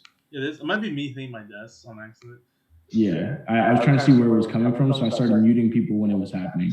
I was like, bro, what are you gonna do? Sorry about that. But you have this information, and after about 2 or 3 minutes or so, Lelouch, you come up after they start like kind of observing the area, you begin making your way up towards the room, and you enter the room area. So you guys are now Rhea, Skipop, Zeldris, and Lelouch inside of the room. What are you doing? Before we continue, I'm sorry, Skipop. Lelouch, what was the name of the man and the cultists on the back? That we say? You mean Klim? Yeah, Clem. Klim Jesso? Yeah, Jesso family? we should probably meet up with them again. Yes, I think that would be a good idea. I have a question for you, magic users. Do you have anything that could change the color of this? Because I hate it. It is too dark for me. Not really anything change color. Now, I could get some dirt and change the color of that. Dirt? I do not want to look dirty. I can't help it. No, I'm saying like, is there any like I can make things have different smells. I can do the weather and things like that, but I do not have anything that can change a color of an object or clothing or anything. Do either of you have something like that? I mean, no, unfortunately. We got a body. We could put some red on it if you want. No, that is, you are just dirtying good fabric. Hey, your choice, man. You want red or no color? I will stick with this, but would any of you like to assist me in getting different clothes? Because I do not think wearing a identifiable suit of armor and things would be good, especially on my person. Yeah. Maybe I can find some better armor. I got armor in a clothing store. Who knows, man? Yeah, noblemen. I do not mind. I'll just use my regular armor if needed, and just get some nice robes or something like that. I just do not like this sort of armor. It is quite stinky. It was on that dead body for a while. As you guys are talking, Odin, you would have finished your shape up, and you would be able to make it up into the room while they're having this conversation. Oh, I just one quick question. I'm just gonna druidcraft to change the smell of the clothes to instead of a dead body and leather to just lavender. That's fine. And dead body. No, God no. Odin's gonna walk in kind of like touching his chin and just like, how do I look, guys? Feel like a new man. And all that is different is that this part of his beard is gone. Very dashing, Odin. Very. Did you get a new haircut? Yeah, I got a shave. You like it, and I have mutton chops instead of just a beard. Pretty good. I don't think they'll recognize you. But we do have to get you some spiffy-looking clothes. It's true, because I was talking with our Dan downstairs, and they were saying how the vampires are hired. Really? Soldiers. Well, he said they might be hiring, but I was thinking since now I got this new look that maybe I could try applying for it and see if I can get inside. Maybe. Let's get you some different clothes as well. Would you like to join me? Yes, I need something that makes me look a little bit different. I don't think the stash is enough. And Ray goes, so what is the plan? We will be watching, or how will Some of us watch, and then the other go out and get the clothes for the guys. Okay. So who's leaving and who's staying? Ray volunteers to stay. I'm leaving. I guess it would be me and Lelouch going. I shall stay with the women. Okay. So just keep up. What are you doing? I was gonna go with. You muted.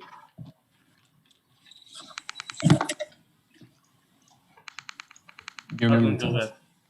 He's all fixing the placements for us on the stream. Good. Thank you, Silas. I'm going with them. I'm going with Lelouch and Odin. Also, before they go, Go ahead, Zelders. oh my bad, I'm gonna cut you off, but I'm gonna give them like 10 silver to bring me something cool back. I mean 10 gold. So Zelda should place 10 gold down. Who's taking the 10 gold? I'll take it. No, I'm gonna pocket it. It was my gold originally. I will take it. No, it wasn't. Yeah, it was. I gave you money after you spent all yours. No, that was me. Yeah. No, I gave both of you money because I thought both of you used all of your money. Yeah, he's spelling your no. axe. Zelders is just petty, man. Like, he doesn't want to spend all his money like that. Zelders, who do you give the 10 gold to? Let's see. Ski Bop hasn't had a lot of action lately, so I'm gonna give him the 10 gold. I pocketed the gold. All right. That's some spell books. I trust this man with money. Okay. You just like your pocket and all. So keep up. You can put 10 gold in your inventory. Zelders. It's not leaving either. And I will remember, you better bring me something. Bring the apple. The rest of you make your way out into the thoroughfare and begin making your way towards which direction? We're gonna go east. Yeah, to- east around of to that east of the tower. East of the tower? To the Well, wall. we're going around the corner to the east to the clothing store. Mm-hmm. Okay. So you guys are heading towards the tower. As you're making your way there, give me 1 second. Give me my skip up. Go ahead and roll a d20. Just read. Okay. Yep. Yeah. 2. All right. That's my lucky number, actually. So. All right. So, you guys have a pretty brisk walk there. The air is fairly immaculate. The weather is beginning. You see now the clouds rolling in from the river, from the Tianthar River. The clouds are beginning to roll in. The light of day begins to start getting dimmer and grayer as you guys start making your way towards this giant tower. As you guys see it, you guys are getting closer and closer to it. And give me 1 second. Things that you might see on the way. Here. I'll be right back. You got it. You guys walk around the high hall and begin making your way there. You guys can see on the way is one thing that stands out to all of you, other than the tower itself, is, sorry, 1 second. You ever just need to flip a page, but then you gotta like wet your finger because like it's being stupid? Yeah. Yeah, that's what's happening. There we go. All right. On the way, you see a tavern that seems to be fairly bustling, with 3 kegs on top of it. And you can see a sort of metal-plated placard on the front that says the 3 old kegs. And that is on the way to the tower. As you guys manage to pass it and make your way towards the tower, you can see now why you're this close and beginning to turn east. You can see this is a 6-story tall, like high and built of weathered red brick in a cylindrical, like pagoda style structure. You see this massive, massive tower. You can see people walking by, and they kind of have almost like a scornful look at it. They do not, you can tell, I don't know, you can see that people do give it sort of like a scornful look. And you can see one individual in front of the tower, one individual in front of the tower that seems to be like stopping people and trying to talk to them. As you guys are turning eastward, you guys kind of make eye contact as you, again, are a little bit more of a motley crew. And he goes and begins walking over. You can see this is a male elf. And he goes, wait, hold, please. I'm going to say in giant, I don't speak common. And like, I was saying, like, I'm just going to turn to Lelouch real quick and say, so in giant. Wait, you speak common? He goes, I just put my hand up like no thank you, and I just keep walking. I'm confused what both of them said. He sees you guys turning and he goes and kind of like looks sad as he's walking back. I feel bad. I'll say in Elvish. I'll catch you next time. I gotta head out. I'm sorry. I'm in a rush. I'm just kind of yelling that as I'm going. You say it in Elvish, and he says it also in Elvish, and he goes, "That's fine. My name is Larokin. If you ever come back around, I just wanted to see if I can talk for a second. Sorry." Damn it. I'm gonna go back. Odin didn't leave yet. Okay, Odin stays. Lucius is rude. I'm going back. I feel bad now. He sounds so sad. Yeah. Ghost. He says talk to him. I'm gonna go. Lelouch, you keep walking, but Odin and Ski Pop stay. All right, I got it. I'm just gonna keep going. Okay, so you stay or keep going? I'm staying now. Okay, They're staying. I'm staying. Lelouch turns around and stays. He kind of goes, and he says in common now. He goes, I appreciate you so much. Sorry for our friend. He's kind of mean. It's okay. He goes, a lot of people around here, and he's younger. You see him like Elvis standards. He looks fairly young. I'm going to just put my hand on his shoulder and say, what do you want, you small, squishy, beautiful young man? He looks just a little uncomfortable, and he goes, well, my name is Lorokin, and I am the owner of this this here tower, and this is a monument to Upper City, in my opinion, at least. But it came under my ownership recently, even though I can't seem to access it all. But I make money. Are you okay? Kind of keep like stopping and like catching your breath. Like, you need help? No, it's just I mean I may need help, but and he seems like a fairly like anxious person. And he goes, I just, I for some reason can never hold on to money, so I spend my time making people's clothes repellent to water, like water resistant, so that they, if water hits it, it'll just go right on it. It won't even soak up the water to make money. But every time I have money, I spend it because of this tower. And he points back again. I live on the first 2 floors, but I can't use the top floor because there's 6 in total. Go ahead, Ski Pop. Can I use calm emotion on this guy? Jesus Christ. Yes, go for it. Give me 1 second. I'll be right back, okay? Jesus Christ. He's going there. I'm gonna say to Odin and Giant. Yeah, I can speak your common tongue, I guess. I'm going to say to you an orc about this. So, I say Giant, no. what's the save? What's the save, Ski Pop? Saving throw is. Oh, it's my dumbass. Oh god, you're 13. attacking this one? What is it? Charisma 13. Actually, never mind. I'm not even gonna try. Don't forget, he's an elf. Not even gonna try. Charisma 13? No? No, I'm not gonna try because he's an elf. Okay, sounds good. You don't do it. He goes, it's okay. But yeah, no. This tower, it's called Ramazith's Tower.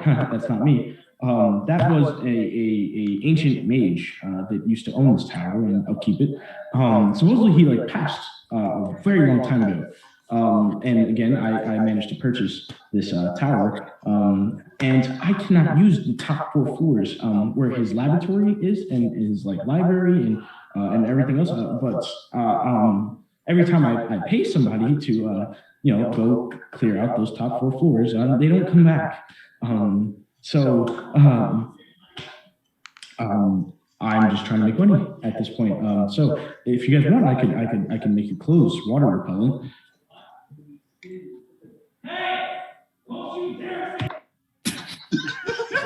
I think that's what's in the upper floors, boys. Oh god, fifth floor. We are getting new clothes. Maybe they can get water resistant, but and I'm gonna say in Giant Odin, do you want to help clear out those rooms, or? I flipped both of them off because I don't understand them. I'm gonna look at Skibop. And it's tough by speech. I think maybe, but not right now because we're kind of down a man. That is true. I'm gonna say just telepathically to Skibop. Should we go and get our clothes first, and then maybe get Zeldris and clear out these floors? We should wait until after we take care of the villa business. Well, he's talking to me telepathically right now. He's not talking to you. No. Who are you talking to telepathically? I'm talking to Lelouch telepathically right now. Okay. And the overlay might be messed up. But can you double check that? I'm gonna fix everything. Skirt. Yeah, you are where I am. Oh, okay. There we go. All right, cool. And he goes, but if you'd like, I mean, I can make your clothes repellent for 5 gold. And if I don't know, you guys, and he kind of looks over you guys, and you guys are fully equipped. And he goes, I cut your deal if you'd like. If you manage to clear the tower, you can keep whatever items you find. But as long as I keep the gold. I am perfectly fine with this. Yes. I would also prefer that you leave the books too, just so that I can study and read. Okay. What sort of things are in there, and how many groups have been sent out to clear them? I've sent 3. I don't know what's up there. There's a reason why I only stay on the first 2 floors. I'm not prone to fighting, although I can use some arcane means. I feel as though I could definitely improve on them if I had the knowledge of a ancient arcane mage. But that is somewhere on the rest of those floors. How many people were in the groups you sent? 3 to 4. Minimum 9, maximum 12. Not a single one ever returned. No. I mean, the first group cleared out the first floor. The other 2 groups cleared out the second, and then once they went to the third, they I never saw them again. Yeah. Well, I think we would be down to accept this proposal, but we're kind of down a man right now. Yeah, well, you know where to find me. I have this, and you see the tower only has like a single doorway entrance. It's sort of like a redwood door, and he goes, "Oh, you know where to walk or where to find me. If you guys want your clothes to be water repellent, but feel free." Gotcha. How far away are Okay. we from the tavern? From the tavern, I'd say from where you guys were to the tavern to where you are now, from the tavern would be roughly like a 15-minute to 20-minute walk. If you ran, you could probably cut the time in half. So then, since you are the most athletic of us, well, more athletic than me, would you like to run back and get Zeldris? And then maybe we can go, maybe find some really cool things.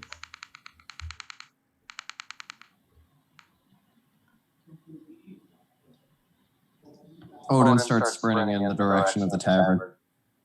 Okay. Speed sprints for the tavern. What are the rest? You see him think for a moment, and then that's it. Okay.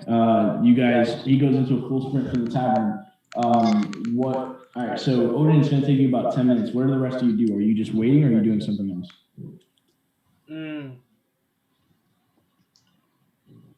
Can I'll make him open the door. To the tower? Yeah.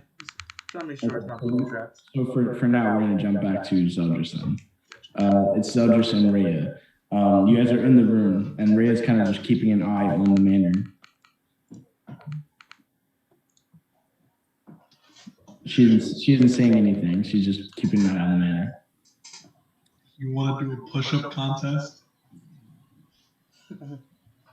Just to pass the time? She just kind of looks back at you and goes, "Make a persuasion check." Persuasion? Just make I get a straight persuasion check. Oh, never mind. I get a +1. But natural 20. Watch. That's what you say every time. So far, you've said that. So close. 19 +1. 20. She goes, "I mean, I think we're supposed to be keeping reconnaissance, but is there a reason you want to do a push-up contest?" Training. Sure.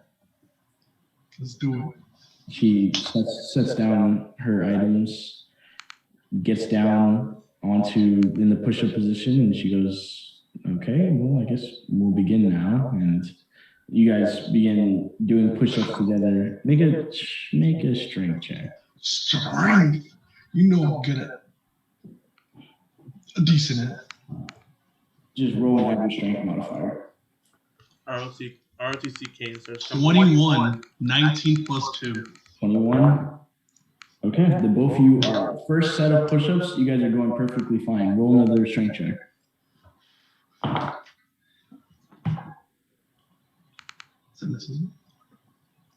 19. 19. Easy. You guys are still keeping up with each other. It's starting to get a little bit more difficult, but you guys are still keeping up with each other. Go again.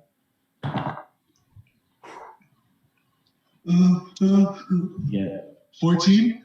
14. It's getting harder for you. You're slowing down, and she actually rolled a natural 20. So she's impeccable pace. She's completely outpacing you as you're like slowing down to like start doing push-ups. It's getting harder, and you can see she's starting to slow down a bit too, but not as slow as you are. Go ahead and roll one more d20 for me. All right, natural 20 for this one, baby. Please.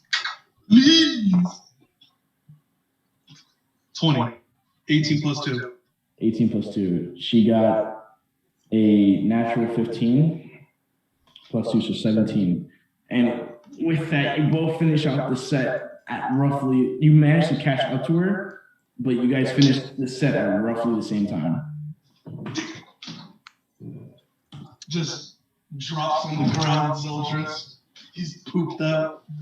Yeah, she kind of like gets up. She's like super sore, and she's like rubbing her arm muscles. She goes, "You're pretty strong." I've been working in the forge for years. Helps you get there. Should have joined the Outriders. You would have made a great soldier. This big old tear comes out of Zeldris' eyes. He's just so humbled. I should have. But Dad would be disappointed. Why? Your dad doesn't like the military or something? Yeah, he didn't really want me to fight or anything. He just wanted me to be safe. My mom, on the other hand, woo, she was a soldier, all right. Yeah, your mother sounds like a great woman. Yeah, I hope I get to find her. I hope you find her. Thank you. And the both of you kind of, she looks back outside of the window. Okay. She just looks outside the window just for a bit.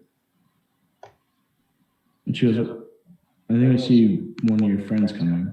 And Odin, you're at the front of the tavern. You burst through the door, run up the stairwell, get up to the second floor, and burst through the room door, not necessarily out of breath, but like panting a little bit.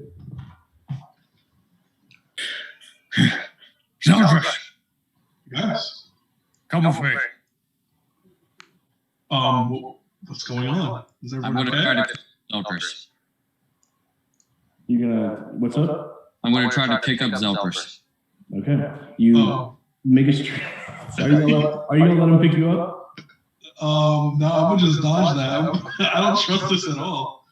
Sure. Both of you either make contested strength checks or Zeldris, you can use dex. It's up to you. I'm using strength, bro. My dex is trash. You got it. You can use your athletics, athletics and acrobatics. It's up to you.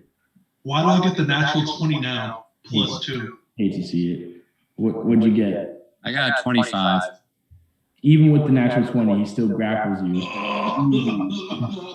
Picks you up, and Odin and turn around and just start booking it. Yes. And Ray goes, okay, as you start running down the stairs. Let's go, me fiend. I'm just not saying anything. Just running with Zeldris on your back. In solid 10 more minutes, and you start running back. Skipop and Lelouch, you said you want to go inside? I'll make him open the door first. Okay. He walks over and he goes, yeah, of course, I can show you inside. He walks over to the front of this tower. He waves a finger and the door opens. You walk into this floor, and this is the bedding area. You can see that this is, you can see like a spiral staircase in the center of the room. And around the room itself, you can see a bed laid out, like a wooden bed. You can see multiple table areas set for study. You can see what is like a fireplace that seems to be in the corner. You can see multiple like books, etc., like laid out on the study area, and then the spiral staircase that is in the center of the room. And he goes, I would prefer to sleep farther away from the third floor as possible. So I use this as my my sleeping space. That is quite smart. Do you have a bathroom anywhere? Yes. You just follow me, and he begins making his way up the spiral staircase. All right, because I gotta go use the bathroom, so I'm gonna be right back. You got it, Dylan. It shows you where the bathroom is. Go ahead, Ski Pop. No, I was going to ask. I was going to say do a telepathic thing, but he's leaving me. Yeah, I'm going. What's his name again? What's up? What's his name again? 1 second. This is Ramazith's Tower. Ramazith's Tower. The owner right now is Lorokan. Lorroakan. Lorokan. Okay. What's the name of the place he runs? Ramazith's Tower. So Ramaziths. All right, thank you. Ramazith's Tower. And he goes, yes? I'm gonna need you to open all the doors up to the 3rd level. He goes, of course. This is the spiral staircase. But once you hit the 2nd floor, you can just go up the staircase. There's the spiral staircase will lead to the door that leads to the 3rd floor. Once you go up this flight of stairs, the first one, that entire room has been turned into my living space / kitchen space. And past that, you can take the stairwell up and you'll be able to enter the other rooms. I've placed some traps already. I've placed some traps just in case anything tried to make its way down the stairs. Can I do an insight check on him just in case he's leaving out anything? Yeah, go for it. I just don't trust you after that one woman.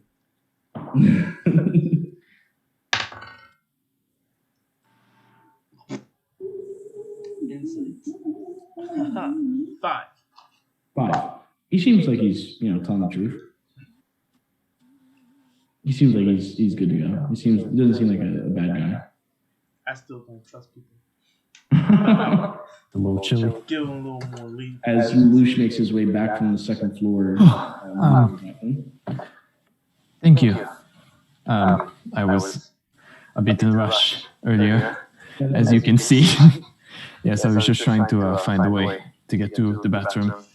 Very quick. I'm sorry for my rudeness. That is okay. Are we just waiting on the big individual? Yes, he should bring one of our friends. Would you like any bread or ale? No, I am okay. But are you sure that you guys are okay with taking this? I go and I'm gonna produce flame in my hand. We can handle this, I think. Come on, the goal points.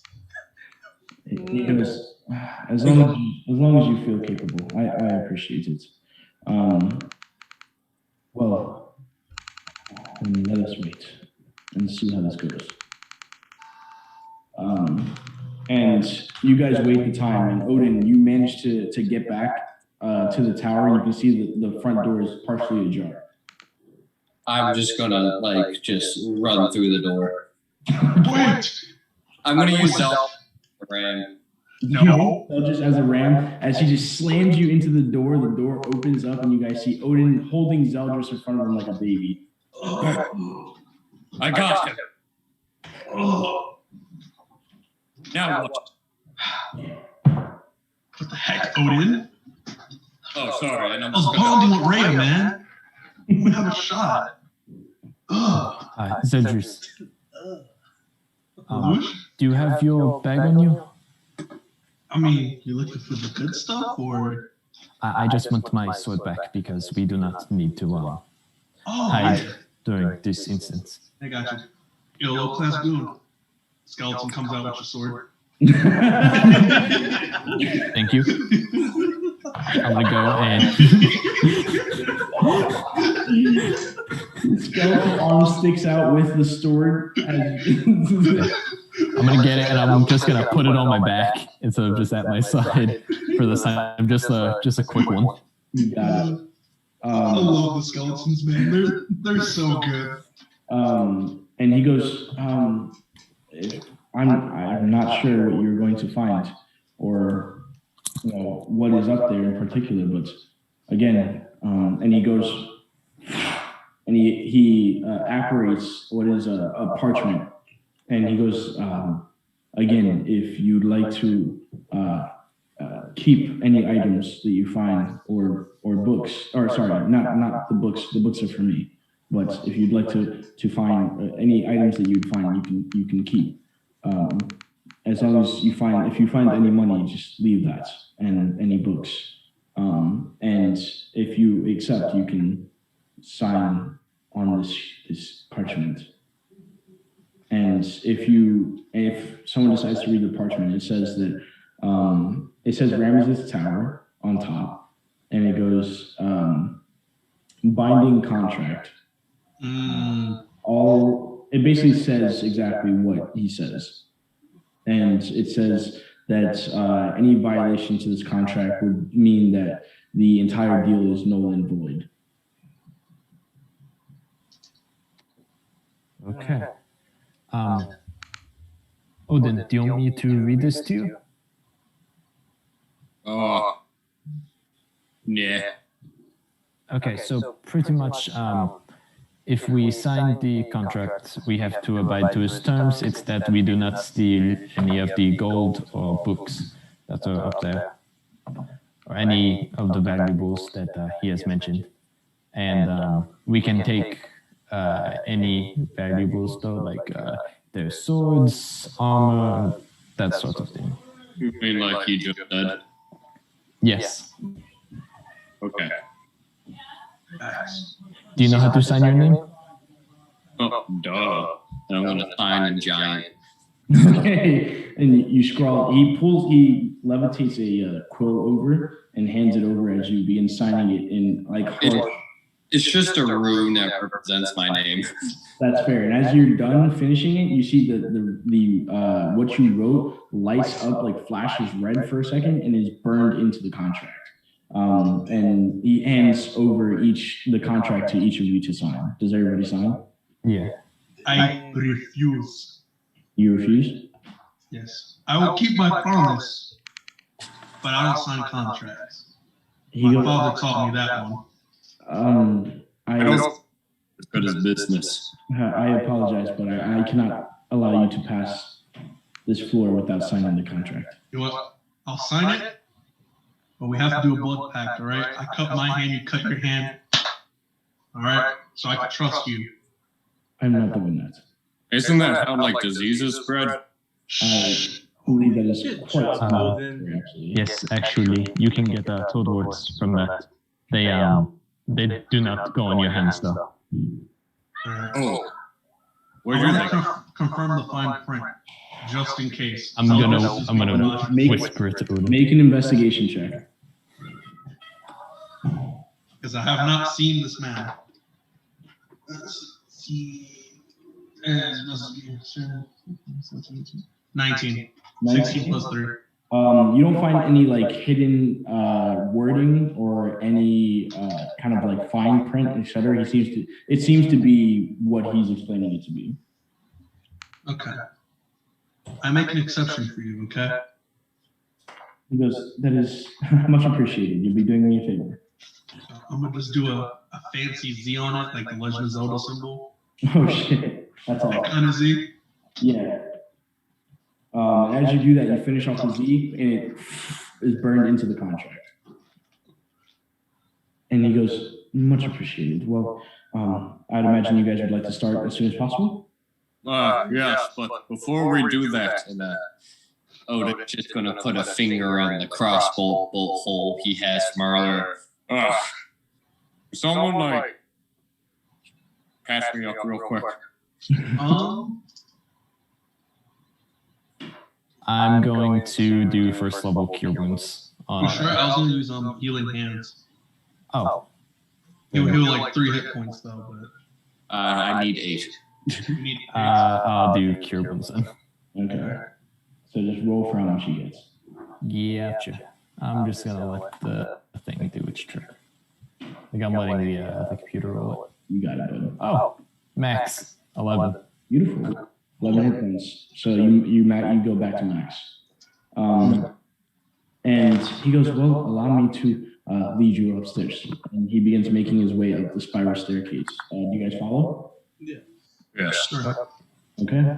As you guys make your way up, and you see that this area is indeed his living space, or his like dining room, kitchen slash living room type area, where you can see that there are windows outside the towers to see out.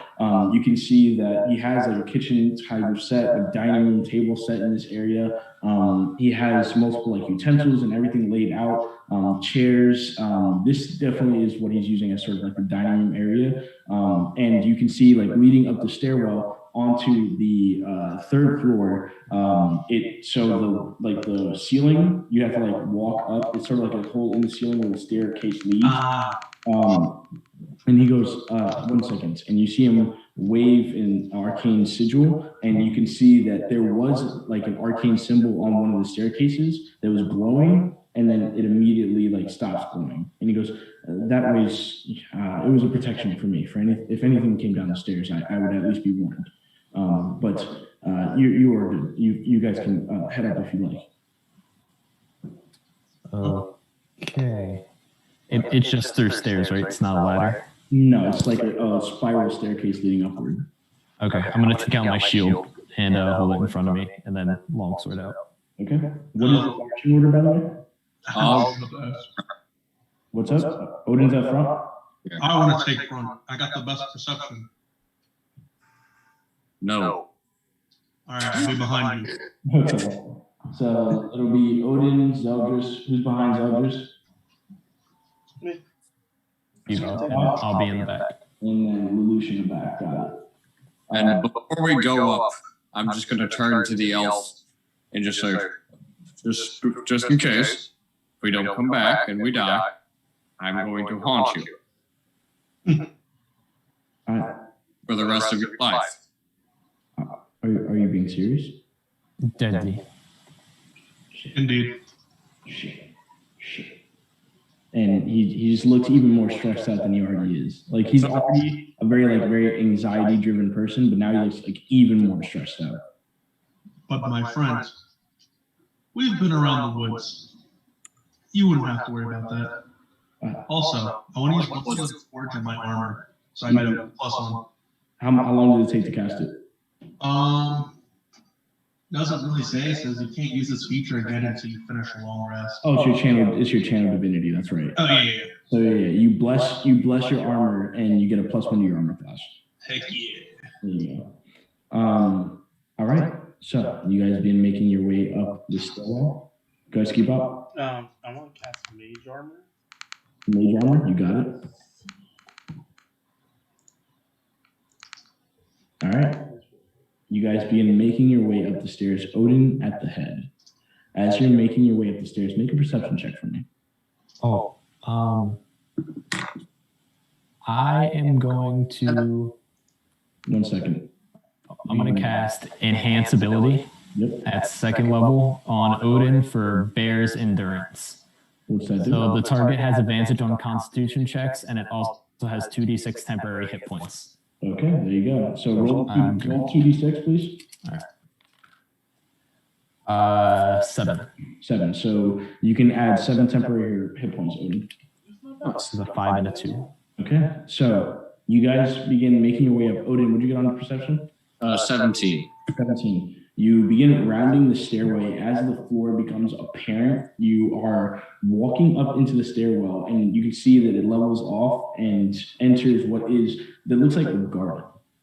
But it looks like all of the kind of plants, etc., are like withering away and dying in this garden, in this area. It's not the biggest room. And you can see that there's like gunk everywhere, like this type of like weird, this weird type of semi-liquid, like viscous type of liquid, almost like pudding, where it's like, it's not exactly like water yet. There's like something mixed with it, but it seems to be like all over the place.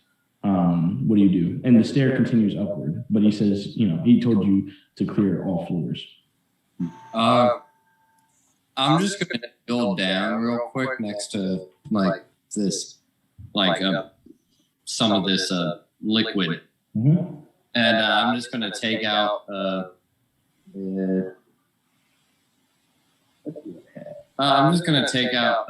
like my hand axe Okay. and just scoop up a bit of it Okay. and just kind of check it out. Okay. So as you kind of scoop up your hand axe around it, are you touching that or no?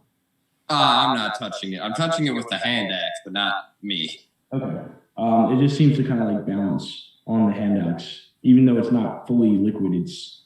It's still moving. You have to like balance it out a little bit.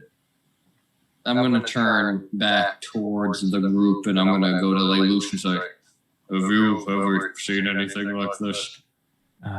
Let me see. Would I have to roll like roll intelligence check. intelligence? What's my intelligence marker? I think that's just a +0. Okay. 16. 16. You kind of like feel around, kind of look at it. Are you touching it at all? I'll like poke at it. Okay, so you kind of look around it, smelling it, poke at it. You poke at it. The moment you poke at it, it burns. You take 1 hit point of damage. It seems to be acidic in nature, and it seems to be like as you look around, it is like drooping, like off of the ceiling in multiple areas. And as Odin, you're not back on the stairwell just yet. You turn around as you hear woof, and you turn around, you can see a massive glob of this yellow, like goo-ish, kind of just slams down on the floor right next to you, and then begins to try to envelop you. It's going to go ahead and make an attack against you. What's your armor class? Right now it would be 16. 16. So it got a 13, but it reaches out and you just duck out of the way and it catches just a little bit of your the end of your armor, and you can see that the arm it's beginning to you can hear that as it hits the side of the plate. And with that, I'm gonna need you all to roll initiative. But for everyone watching on the stream, we're gonna take a quick break while I draw up the battle map. We'll be back in exactly 10 minutes. So go ahead and put the break for me, Silas.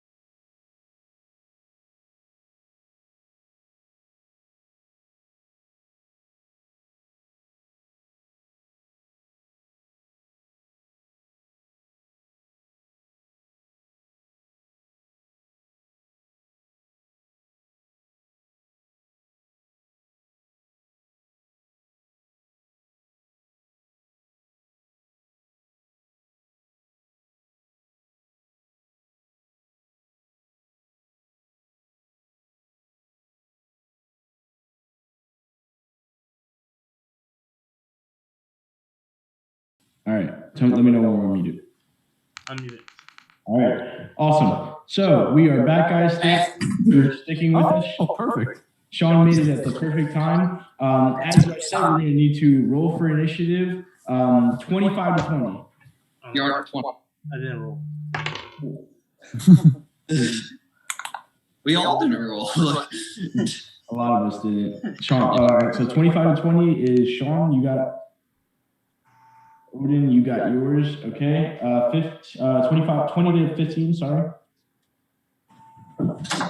No one? Okay. Nope. That's okay. All right, 15 to 10? 13. Who has a higher dex? I have a 10. A 10? What do you have, John? Like total wise? Yeah. 12. So John will go first. Zeldris. And then I assume Ski Pop, you're going last? 3. Yeah. Ski Pop.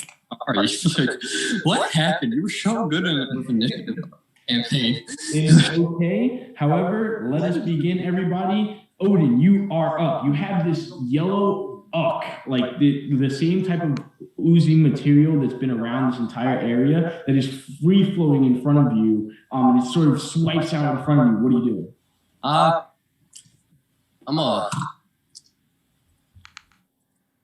First, as soon as I see this, I'm gonna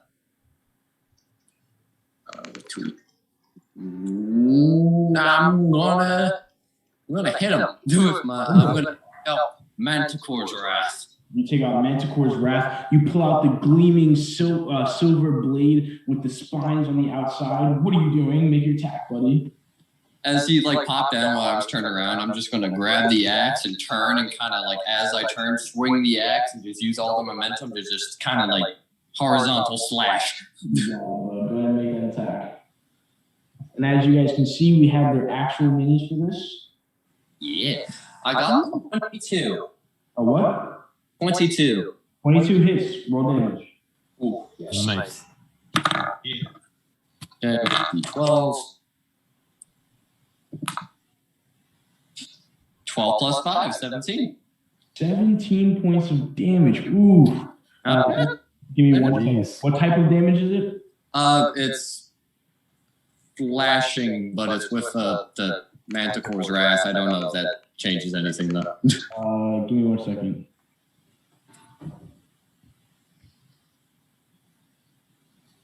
Uh, 28 divided by 2 is what?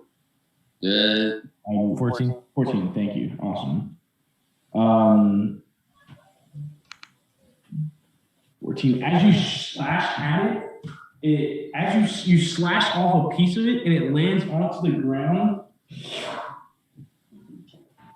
and it forms into 2 smaller portions. It's like a slime from Minecraft. No, that's wrong. Oh God. Becomes these 2 minor figures. We'll use, there's 2 medium figures, so we'll use these. Burn that bitch. Burn.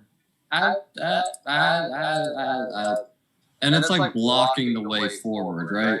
Basically, you have these squares on the inner portion that Lelouch is by, but yeah, blocking the way forward is where it is. Alright, I'm just gonna stay put for now then. You got it. And then these portions are the garden area where the decayed garden is. It is now its turn. It's going to reach out both portions and make an attack against you, Odin. Okay. They're both going to make this pseudopod attack as they reach out and attempt to basically consume you. The first strike is going to miss. The second one is going to also miss. You both lash out. You manage to just barely dodging out of the way, knowing that you shouldn't use your body to deflect it. However, as that happens, you guys hear, and dropping right here next to Lelouch is a secondary one, and it goes ahead and it's going to make an attack against Lelouch. That is going to be, what's your armor class, Lelouch? 14. 14. This is a 9 plus 4 for 13. Just misses. As it lands right next to you, and it goes into swallow you whole, but misses. Next up is Zeldris. Okay. And Zeldris, you're right here at the top of the stairwell, and Lelouch is blocking your way. But you can see everything that's happening. Can I like use a cantrip to Yeah. try to hit something? I can see the big blob next to Lelouch, right? Yes. Alright, can I use... Actually, no. It'll work better on the other guy. The one that Odin attacked, can I use Toll of the Dead? Which one? They split. Oh, they split? The blue one in front of him. The blue one in front of this one? Yes. What's the save? Wisdom? Yeah. 14. He got a natural 19, so it takes no damage.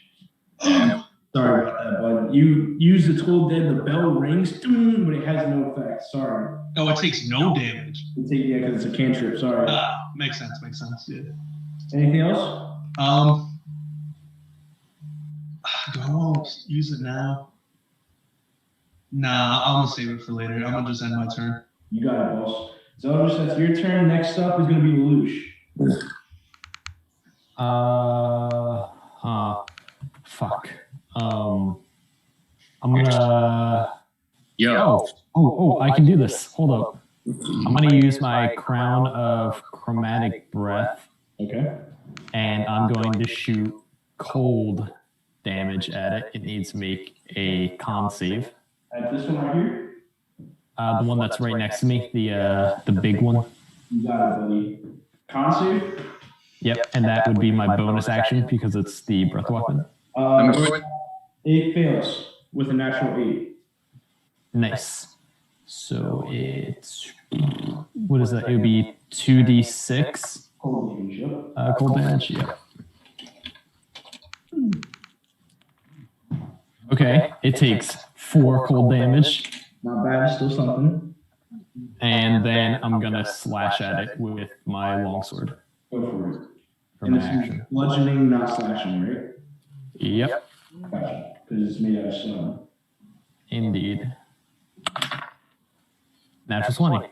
Oh shit. Max, make sure to double the dice and then add your modifier. Nice. I don't know what you did, but you did good. Yeah. All right. And that's 4 to 8 plus 3, 11 points of damage of bludgeoning damage. Not bad, not bad. Good job. I love your points, honey. Whew, good stuff. That's your turn, Lelouch. You want to move anywhere? You want to move anywhere or no? I'm gonna back the fuck up 5 feet. Yeah, towards that direction. 5 feet, and he takes an opportunity attack against you. Gotcha. Nah, just misses. It's going to be 11 to hit. Okay, so that's that. Next is going to be Deepak. What are you up to? You're right here. You're about 5 feet down on the stairwell, but you can just see this. You can see the edge of this one right here. I'm gonna use Mind Silver. Mind Silver, so intelligence saving throw. Yes. It fails horribly. Yeah. It got rolled a 7, and the final score is a 3. 4. Damn. Poor guy. So it takes 4 points of damage. That's 4 like points of damage. damage? Yeah, 4 points of psychic damage, and as a subtract 1d4 for the next saving throw.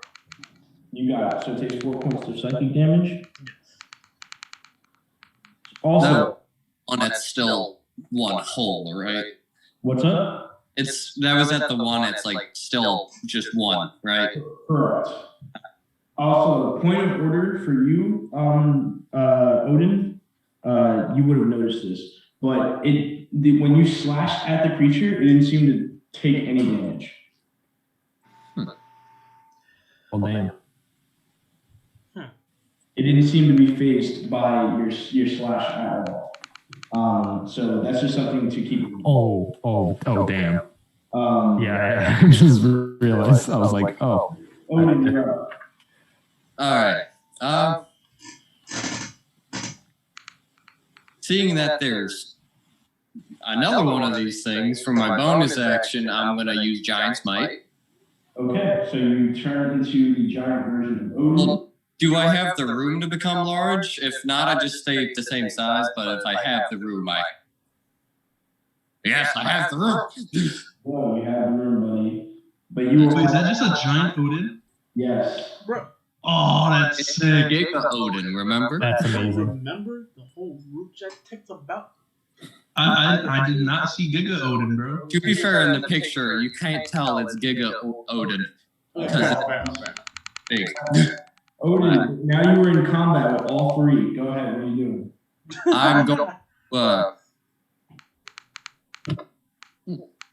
I'm gonna turn to the. I'm gonna attack the one that's still one solid cube. Okay. What are you using to attack? I'm gonna use Manticore's Wrath again. Go for it. And do I think hit creature. Okay, 14 plus 5. Hits. And I'm going to use my Fire Rune. Okay. So he's going to have to make a Strength saving throw of 13, or I don't know if this would work because it fails. So go ahead and roll fire damage. Here, let me just roll everything. So I got a D12 and 3D6 coming at this hoe. Okay, and make sure you differentiate what's different types of damage. Gotcha. So it's just the same damage type for this D6. Yeah. Okay, so it takes 14 plus 5, so 19 slashing damage. Okay. And for fire damage, it's going to take 3 points of fire damage. 3 points of fire damage. It takes the 3 points of fire damage. It seems unfazed by the slashing, though. And I'm not sure if this would apply since it's time, but with the Fire Rune, if they fail the saving throw, shackles come out of the ground and kind of restrain them in place. So it restrained the individual one for a quick second, but the moment it was restrained, it split into two and the chains came loose. That's what I figured. But they are both in combat with you as you take up the space here. And I'm just going to be violently yelling. You got it, bud. It is now their turn, and they are literally all in combat with you. So they're going to all make attacks against you.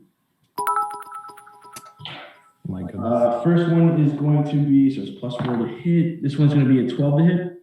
Miss. Second one misses with a 9. Next one misses again. Damn, 3 misses. And the last one is a natural 17 plus 4, so 21. Yes. Okay, so that. I was mad for a second. You take. Let's see. Oh, God. 12 plus 2, 14 points of bludgeoning damage. And you take 1 point of acid damage. As that one hits you, but they are nasty. As you're kind of ducking and dodging, even with your big form, one manages to splash onto you, and you can just feel the burn on the back of your thigh as it burns into you. That's its turn. Go ahead, Lelouch. Oh, sorry, not Lelouch, Zeldris. Yeah, I was about to say. Oh.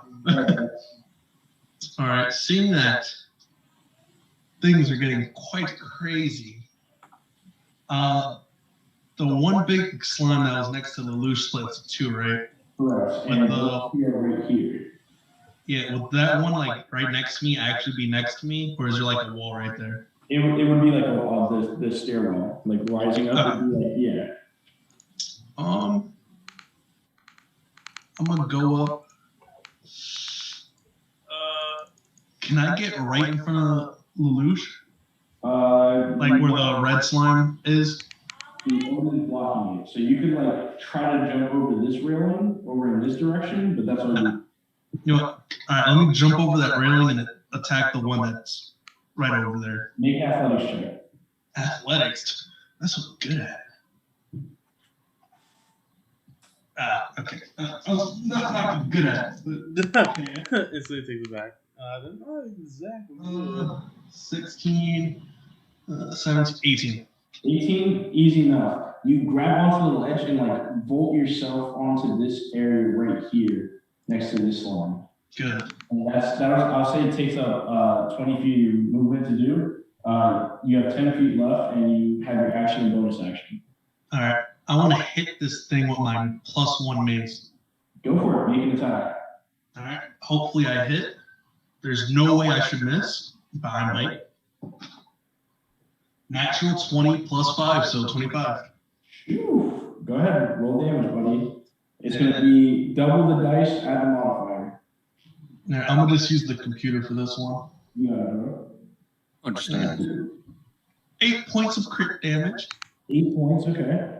It's all right, you know. It's not bad, it's good. As you slash into it with the mace, it slams into it. Oh, wait. Did I use the long by accident? Wait, I think I used the wrong weapon. Okay. Hold on, let me double check. It said mace +1 when it Yeah, never mind. Yeah. I used the right weapon. For a moment, I thought it was the longsword, and I was like, wait. You're good. So you deal with the damage. And remember, add +1 at the end because of the +1 weapon. Yeah. I think mess up with that. It looks pretty rough. That's you, Zeldris. Anything for bonus action? Nah. I don't really got no bonus actions like that. Lelouch, you're up. Gotcha. I am going to attack that one that's in front of me. I'm going to move up and Move up. hit him. Go for it. All right. That's going to be a 14. 14 to hit, hits. Gotcha. 9 damage. Ooh, sheesh. That was a 6 + 3. And then as my bonus action, I'm going to healing word at first level Odin. Okay, roll for healing. And after Lelouch's ski pop. So how much does he heal? 5. He gets 5 hit points. Odin put that 5 hit points on. Ski pop, you're on. Ski Populous. You currently have the space to move up to if you like. Yeah, I want to move up so I can see the rest of it. Okay, go for it. Alright. So how many can I see right now? Oops, I didn't do that. You'd be able to see, now that you're on the top, you can see everyone. Okay. I'm gonna use my Wand of Magic Missiles at 4th level, and have 3 go to the big one and 3 go to the blue split. This one? Yeah, Okay. How many come out? It's 4th level, so what? it's 6. So 6 in total? Yeah, so 3, 3. So go ahead. So where's the other 3 going? So the 3. Wait, did we take out the big one or no? So 3 to this one, and then which other one? They split, remember? Yeah, there's one to the right of Odin, and then there's one in front of Odin, and then one in my front bad. of me. I missed Technically, that. 2 in front, and they split. So, like, there's 4 of them now. I thought one was on the Oh, other I thought side. the That's why one was dead. My bad. 4. Yeah. There's 1, 2, 3, and 4. Yeah, I Yeah. missed out on that one dying. My bad. I was between those two. It was 3, 3. Okay. Oh, so I just killed that one. My bad. Go ahead and roll for the first 3. Okay. What is it? Let's roll D20, right? No. No, it's 3. It automatically hits. You just roll damage. Oh, 3d4 plus 3. my bad. They automatically hit.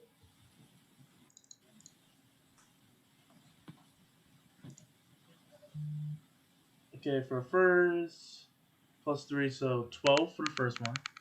12 on the first one, okay. nice, nice. And then. Ooh. Plus 3, and 10 for the second one. 10 for the second one. Not bad, not bad. Whew. These 2 are looking rough, the both of them. As you point out the Wand of Magic Missiles, you see 6 different guided missiles shoot out as darts. These white flowing forces, literally darts of force, slam into these amorphous figures, and you can see that they're starting to wane. That is your turn to keep up. Odin, you're up. Okay. still giant. I'm just gonna attack the one that's directly in front of me, the blue one. Which one? Yeah, that one. I'm gonna just attack that one. You got it, bro. And with Manticore's Wrath. Wow. Okay, 21? 21 hits. Yeah, 21. And it's gonna be 17 points of slashing damage. Okay, it takes no damage. And you see it transforms into two smaller ones. Or sorry, I mean, it's two smaller ones. And real quick, it's magical. Like this is like out of game. It's like not taking damage because like non-magical attacks. You don't know. Alright. You don't you keep slashing at it, but it doesn't seem to be taking damage.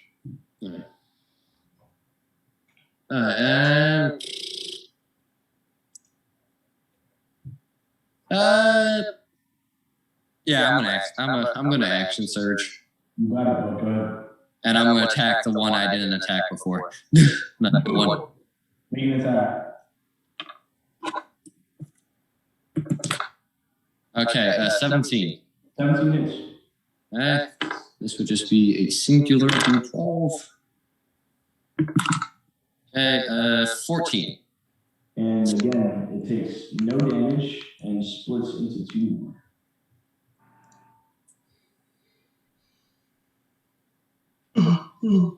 And zoom in on the battle map, but yeah, I'll just stay there for now. Can I take out a shield? Yes, you would be able to take out your shield, but you can't wield your like great axe. Yeah, I got you. I'm just gonna like go shield fist. Okay, you got it. Next up is going to be all the jellies are going to be in the ogre jellies are going to move in to make attacks. One attack towards Zeldris. What's your armor class? 19. 19. It's going to miss with an 11. This one's going to make an attack on. This one's going to move. Odin, you get an opportunity attack. We'll take it. No. I don't want to be here anymore.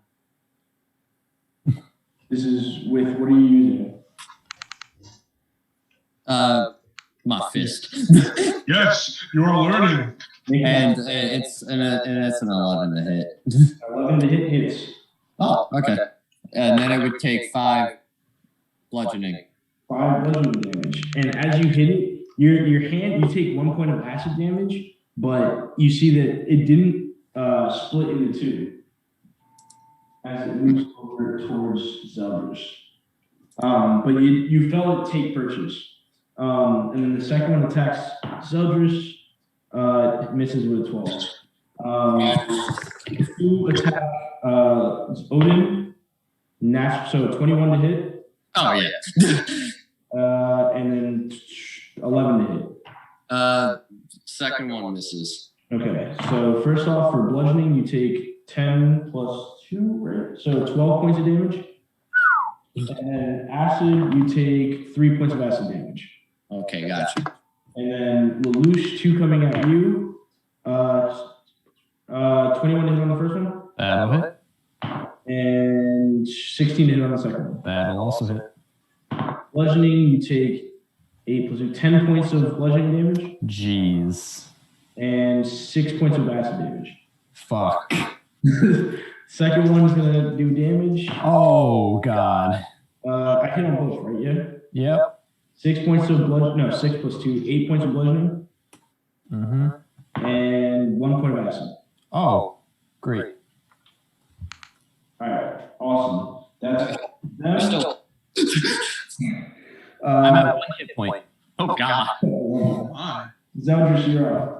All right. So first thing I'm gonna do is use my bonus action and use what is it called? Healing word on my boy Lelouch. Go for it. How much does he heal? I'm gonna use the computer for the. Nah, I'm gonna roll it. I don't trust no computer.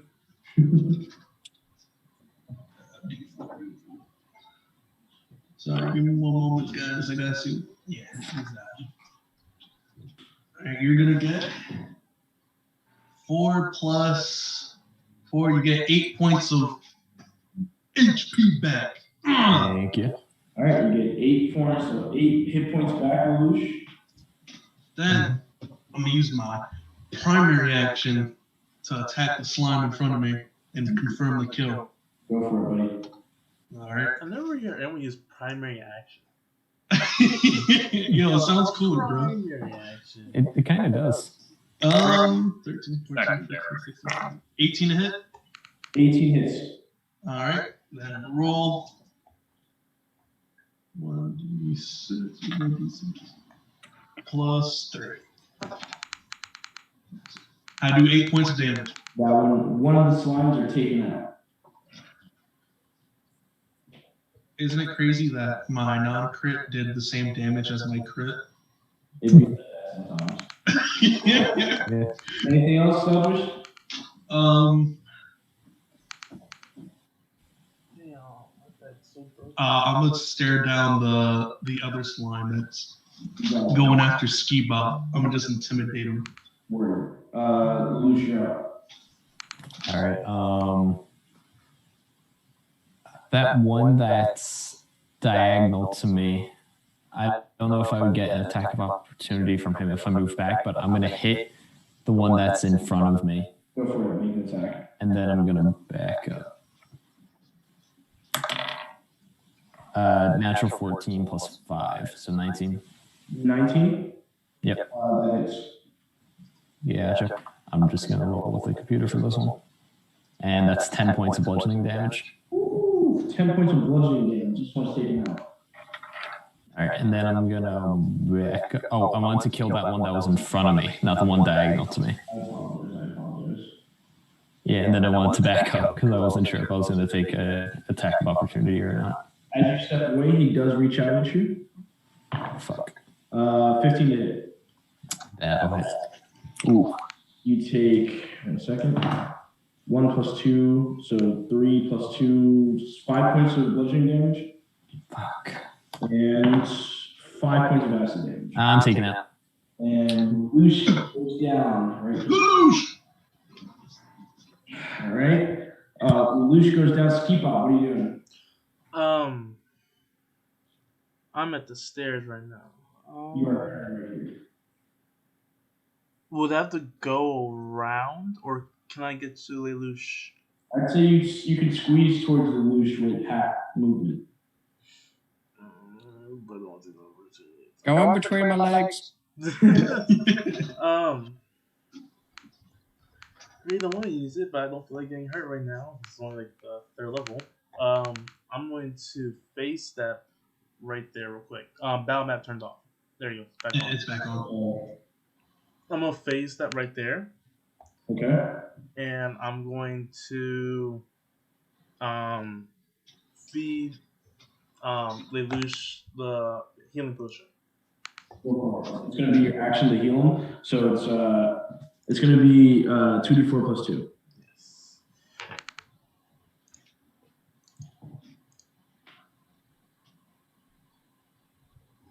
How much 8. He has 8 hit points? points. So Lelouch, you're back up at 8 hit points. Nice. There goes my healing potion. Anything else, Ski Pop? And let's see, what can I redo? I use my bonus action to do that, so no. All right, Odin, you're up. Okay. First, I'm going to use Second Wind, Go for it.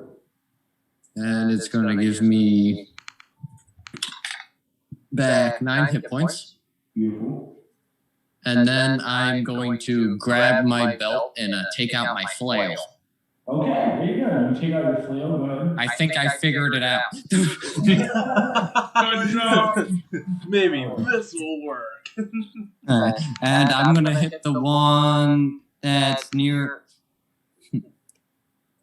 Okay, yeah, I'll just hit the one like nearest to me, like the one in front of me. You got it. Go for it. Unless I can get past and get to the one that's nearly loose. No, you'd have to like jump over. You take 3 opportunity attacks. Okay, yeah, it's fine. It's not worth it. It's fine.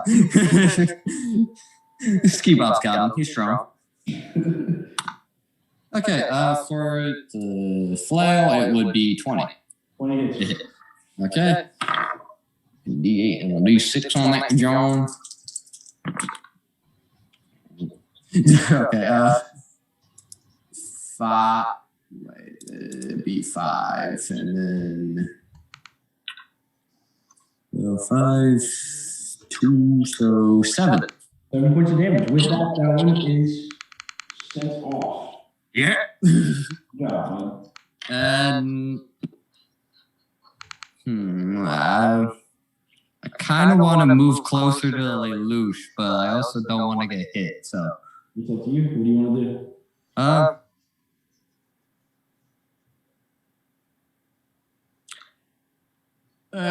Fuck it. I'm gonna protect my friend. I'm gonna go and like try to stand over Lelouch's body.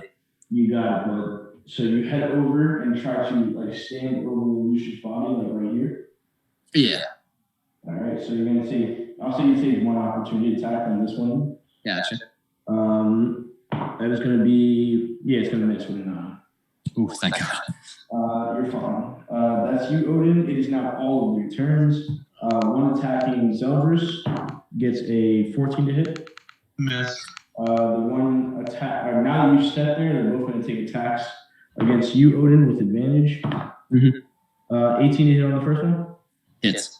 All right, you take 3 plus 2, 5 points of bludgeoning damage, and 3 points of acid damage. Okay. Then 15 to hit, or with misses. It hits or misses? Yeah, it misses. You got that. 15, right? Yeah. Yeah, it misses because I got my shield right now. You got it. So that one misses. That's their turn. Zelda's your turn. Okay. So I didn't know like Odin was hurt because I was checking the Twitch, and it says everyone was at max health, so that's why I wasn't healing guys. And then I refreshed it, and I was like, oh, okay. That's okay. You can lie to us more later. No, all Zediga pride. It's okay. But all right, so Disregard the whole thing of him my taking boy. Let's see. What are you The doing? way it's looking, Lelouch is still hurt. But I'm gonna heal my boy Odin because he's doing the work right now. So I'm gonna use my bonus action healing word on Lelouch, Go for it. and he's going to get. Wait. At least Odin. Like, I'm an Odin. I'm an Odin. We have our slow moments. It's okay. That's my bad. You get how much was it? Was plus 4, right? So 3, 4, 5, 6. You get 7. Wait, 3, 4. it was 3 plus 4, 7. Yeah, 7 hit points. College boys. College Yeah. boys. I'm gonna use my primary action, because it sounds cooler, to attack the slime that's right in front of me. Go for it. I'm staring down. Actual 20, baby. You want 12, 13, 14, 15, 16, 17 to hit? Yeah. All right. Then 1d6 plus 3. 4, 5, 6, 7 points of damage. With that, this one is taken out. Noise. Can I also like get closer to the Lelouch? 5, 10, 15. If you want, you can move right next to Lelouch Yeah. and like in combat with that one. Yeah. Okay, so you move right here, so you're right next to Lelouch. Gotcha, bro. I cover your 6. That's use others, Lelouch, you're up. I'm gonna stand up. You got it, bro. All right, you're up. And because now I know that he was able to hit me from there, I'm gonna hit him. Go for it. 9 plus 5, so 14. Hits. I'm just going to use the computer to roll this. Nice 8 points of shot. damage. How much? 8. 8 points of damage? Switch That's with gonna the do battle it. map. This one, taken off. I gotta switch you with the battle map real quick. Oh, okay. What happened? Oh, No. Sean. No, I can just turn the battle map off. I kind of just readjusted it. You already fixed it? Yeah. It's Okay. Okay, that's your turn, Lelouch. Anything else?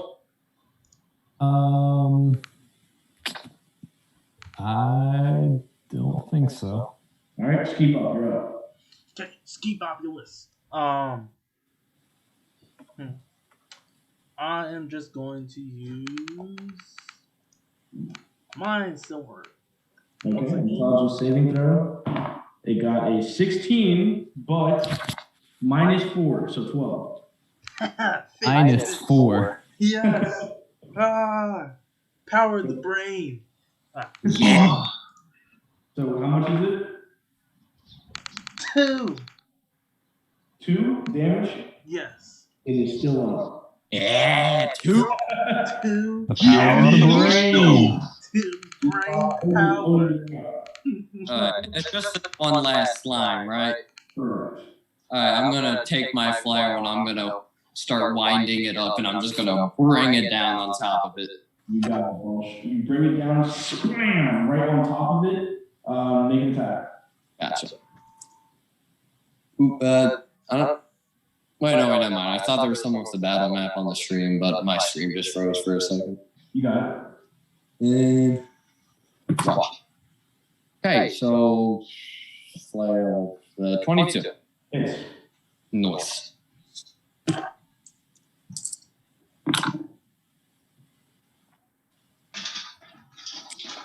$16 points of damage. Blood. All right. And with that, this one is slashed out of existence. Slash. Good job, guys. Boy. That's floor 1. Yeah, right? Everyone stop for a second. You know, I would like to look around, please. I agree with you on this. Oh! I jokingly just. Oh, that was so much. I jokingly threw my dice and hit my Reese's, but like my Reese's bag, and they just fell off the floor. But the dice went into my Switch case. Natural 20. And what was all that? That's natural 1. That was natural 1 that fell. Oh my goodness. But your life, it's a nat 1. Alberto, Yeah. I heard him just go, oh no! And then all that can you climbed. drop the battle map? Hold on. Real quick, I need to hear Silas. What happened? Can you drop the battle map real quick so we can fix the main stream? Yeah, I got you. Oh no, shit, I turned mine off. Yeah. This should fix it. Yeah, I'm battle map now. Yeah. No, you're Alberto now. Battle map is you. Alberto is battle map. Sean, oh yeah, sorry about that. No, it's all I right. am. Wait, wrong person. Wait. You Huh? start fighting. I put you in the wrong areas. There you go. My bad. I'll save you. So you guys now, as Zeldris, as you start looking around immediately, you find clean bones. Like there's no meat, no decay on them. They're just bones. White. Like pure white. The best bones I've ever seen. No armor. Well, it seems like any armor or anything that was around was just completely melted. I'll take the bones. Yeah, all right. If you take the bones, then you just mark down a full set of human bones. I mean, like, You Can I know do an what? investigation check? Is there any gold or books so we can deliberately It's just- not abide by the contract? Everything is gone. This one is just gardens. Oh, okay. And are we for a bit before heading on, or are we gonna just keep pushing forward? I mean, you guys want to take like a short rest? Yeah. Let me look at your wood, Odin. For shits and giggles, I'm gonna go and grow every single one of the flowers and things in the garden to just restore it. Got you. While you guys are taking a short rest? Yeah. Yes. You got it. Watch on this. You got it. Go ahead and do that. And if you guys go ahead and role play through the short rest, feel free to go ahead and do that. I'm going to go ahead and draw the next map. Lelouch, do you have any like bindings or bandages or like wraps or anything? Oh, yes, I do. I have Here. my medical kit. My hand got a little messed up, and it's just like steaming, oozing, melting from the end. Oh my god. Yeah. I punched that thing. Hey, Zeldris, do you have anything that could cure his burns? I need bandages. Like, Let me check the bag. Oh, class 2. And yeah, he just pops up, starts talking. I got the apples. I got the ointment. You want to try eating one of your magical apples? I forgot about. I got that ointment that cures poison and heals a little bit of HP. I got 2 uses left. Like cloves or anything. Clothes.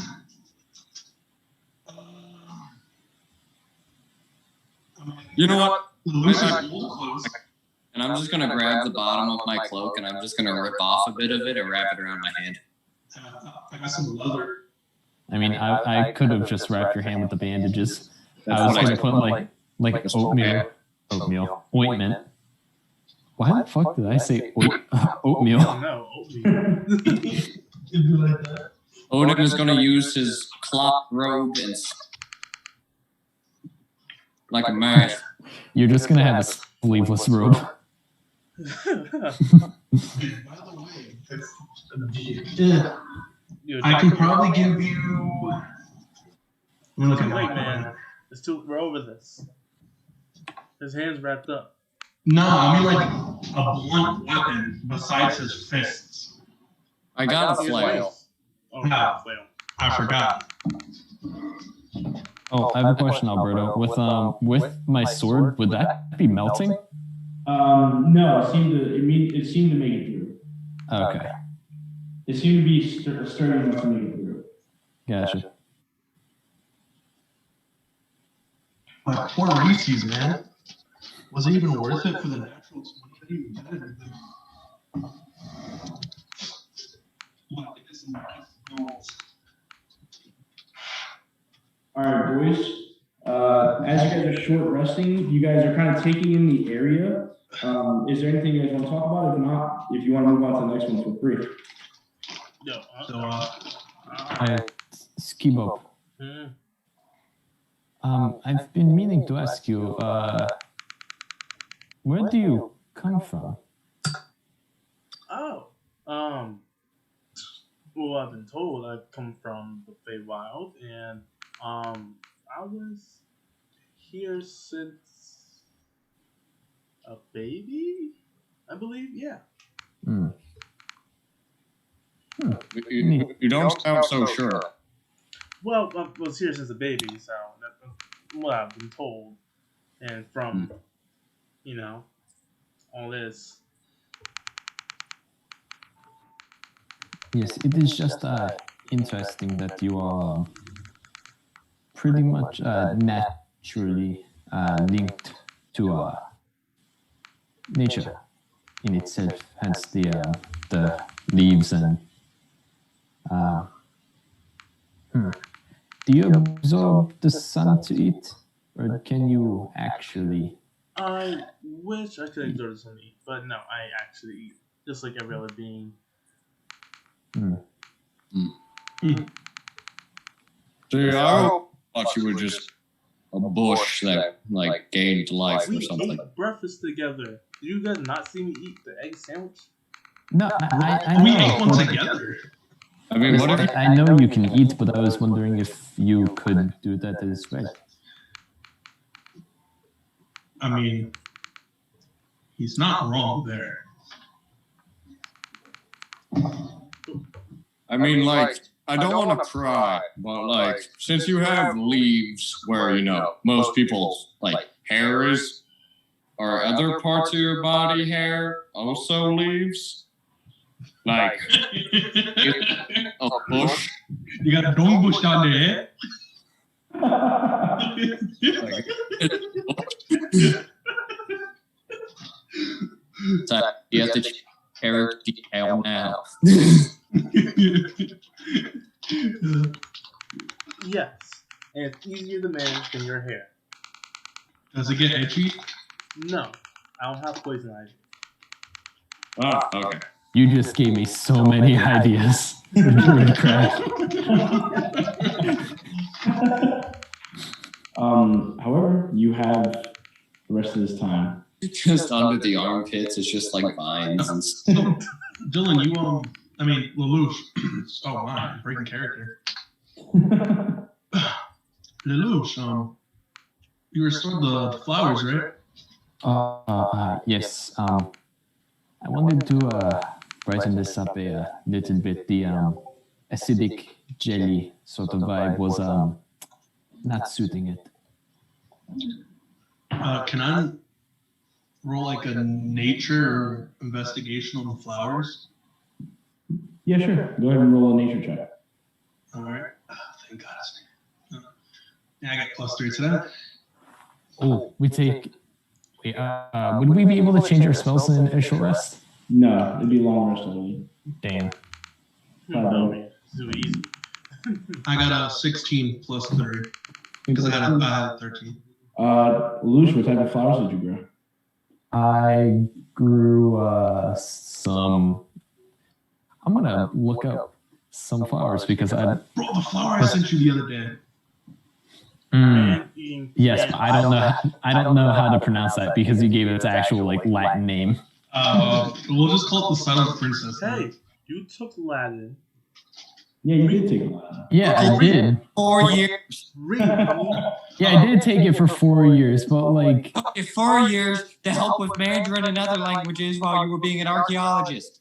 No, I had it to go and help with just other languages because I wanted to be an archaeologist. So, Mandarin wouldn't help with Latin. you see, Zeldris, you see an assortment of multiple different kinds of flowers. Yeah, it's cornflowers, snowdrops, different like a.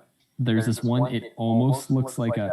Do you ever see those flowers where it's like those little like purplish blue berries that you can like pop them? Yeah. And stuff. A lot of those. They're called grape hyanthus muscari or muscari. I don't know how to pronounce that. Okay. But a bunch of those just so you can pop them for your entertainment. I want to put some in my bag. Yeah. Oh, and some bellflowers.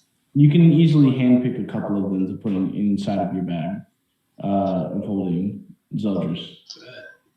And with that, you guys are able to complete a short rest.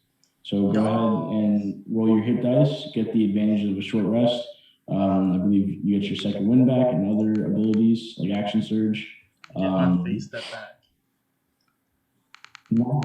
What do I even do for this one? What is the marching order going forward? You guys want to just keep it the same? Yeah. I like not getting hit.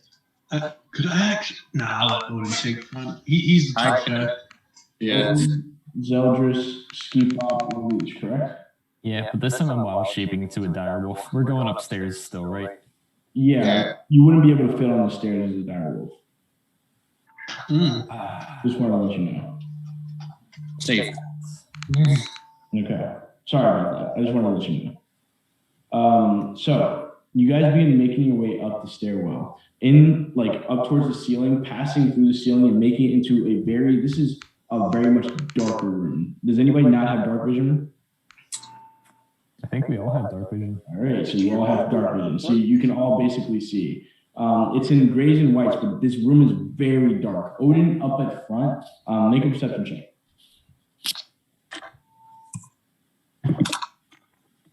6.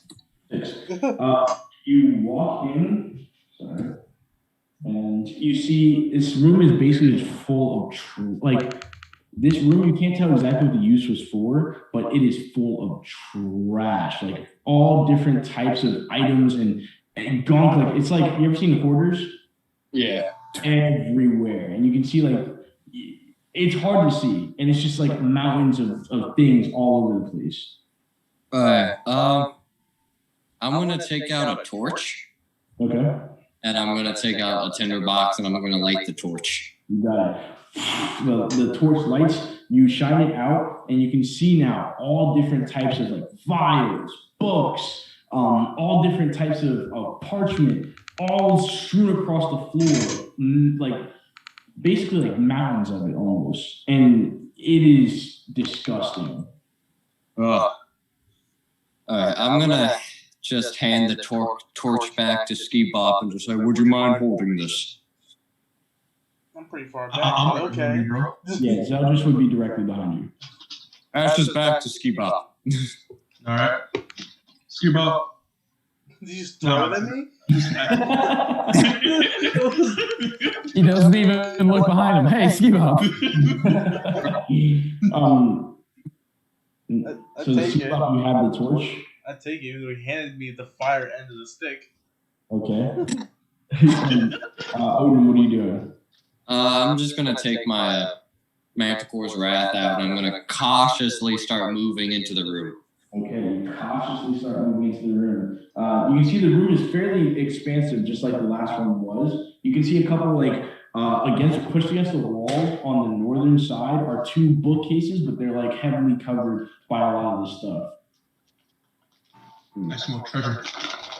Wait, Odin, don't you have that belt that holds your javelins?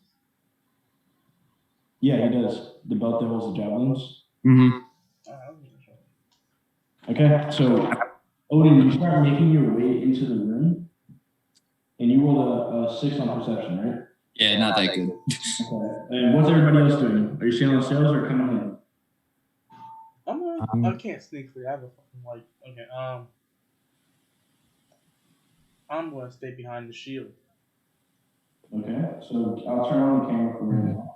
Where do you guys want to be in this room, real quick? Oh, shit. I'm sorry. Keep up. Where do you want? Or Zeldris, you're up next. Where in this room do you want? Wow, there's a lot. I ain't gonna lie, I zoned out. Can you re-explain everything? I'm sorry. Right now, it just looks like garbage, piles of garbage everywhere in the room, like books, parchment, broken vials. There's 2 book cases over here. I think we should be back. Like right behind me-ish, like where like that star formation is. Can I look at in there? You want to look over in this direction? Yeah, I mean, it looks like a pentagram looking thing. Make a perception. You don't see that thing specifically. Oh, okay. But make a perception check. Perception, bro. Like you know, I did like above 20 something. No, I hope you get a natural 1. Can you keep saying that? Yeah, like tomorrow. You're staying right behind Odin. 21, man. Like look at my level.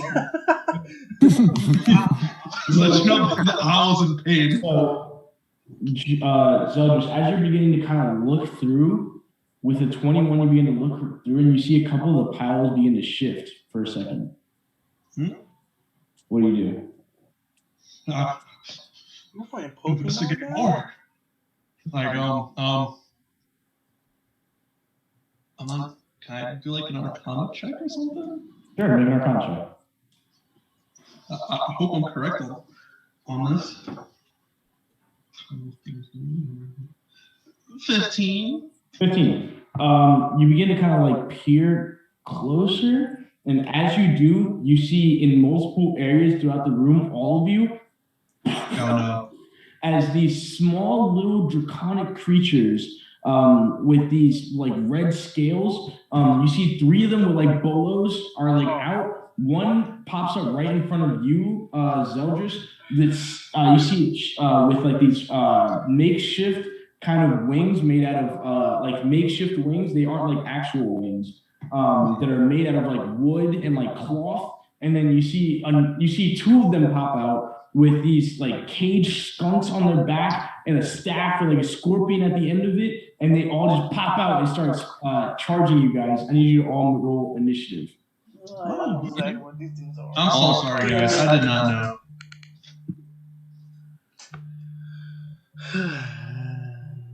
Pop out. I hate those creatures. They're annoying. You pop out here. You know, it's a little imps. Just put me last, Alberto. Just put me last. We should just leave. Relax. Natural 20. Times we can fight these dragon things, hopefully. And the one that pops up in front of you should be right here. So this is the one with the makeshift wings, if you guys are looking. Makeshift wings, skunks and scorpions on their back and their staffs, and then 3 that look like regular. You guys heard me? Yes, Yeah. sir. Awesome. 25 to 20. Natural 20. Natural 20. What's your dex? What is it? 20. All right. Lelouch, you're up first. You're the reason why. You. 20 to 15. 19. 19. So Zeldris. I'm really bad on Your initiative. negativity.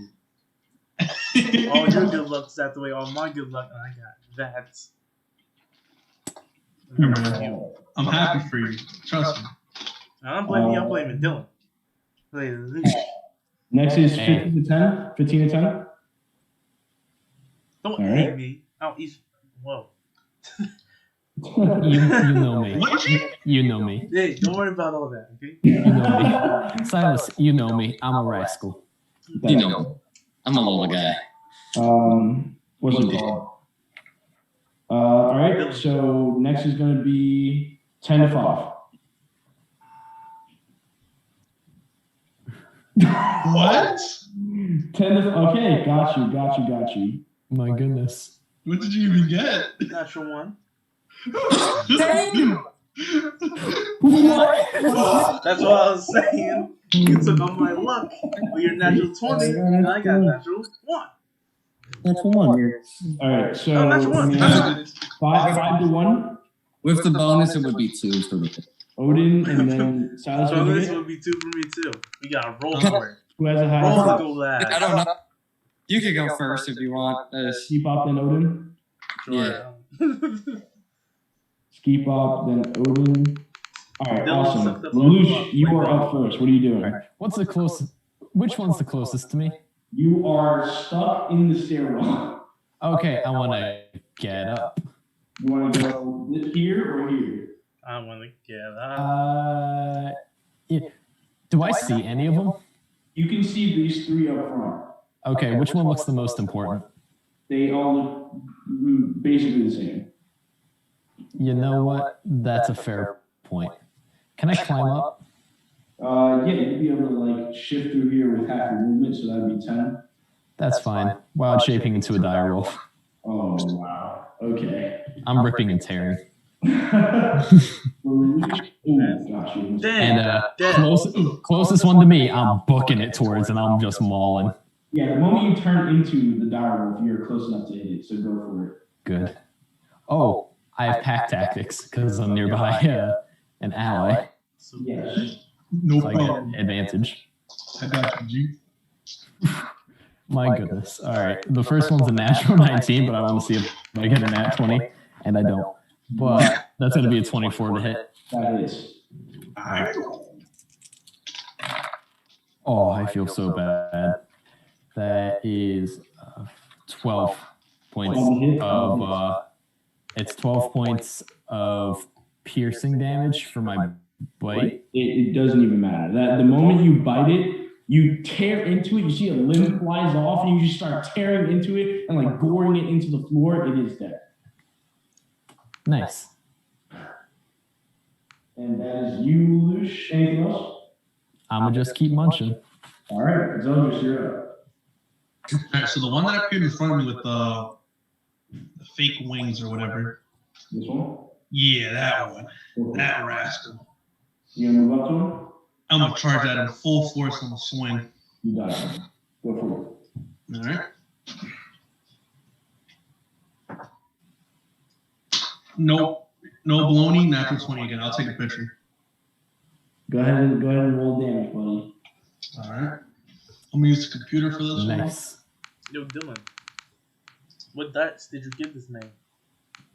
I gave him black ones that I bought from Nerdvana. They must be enchanted. 10 points. The ones that I bought from Nerdvana have like the best RNG.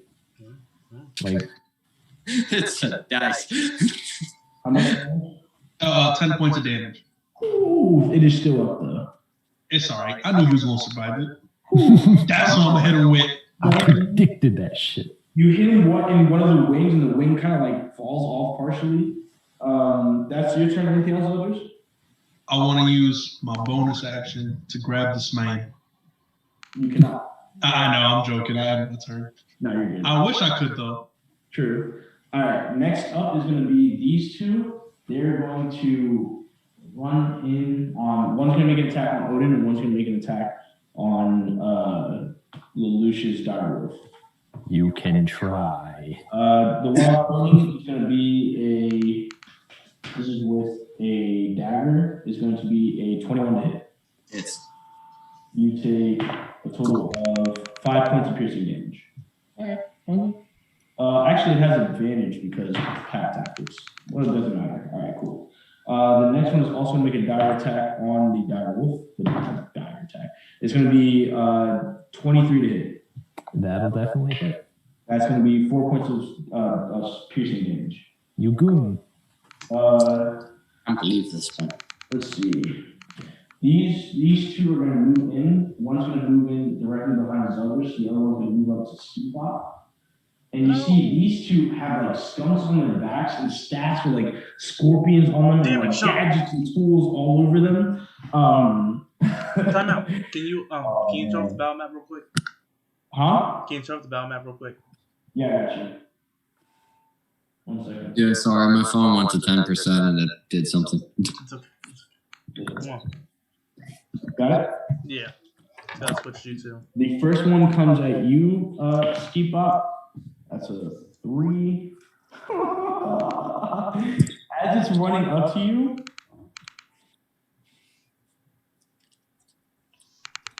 it's going to go ahead and make an attack with its staff. So it's going to be. That's going to be a 16 to hit. Yeah, it hits. That will hit. You take 1 point of piercing damage. I need you to make a Constitution saving throw. Alright.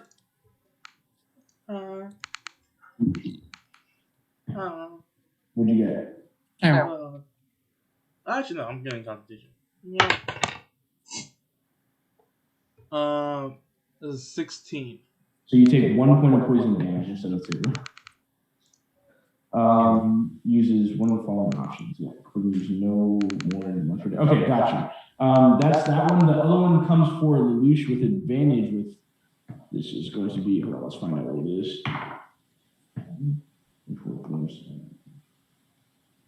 As it's running towards you, it's going to make.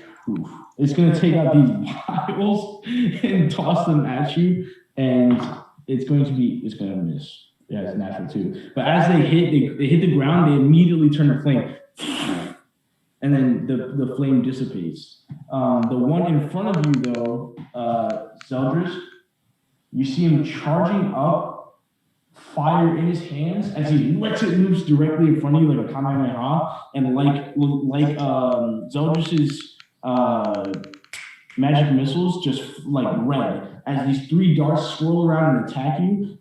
He has pack tactics, so normally from close range it would be. So he got a natural 16, plus 4 for 20. Is that it?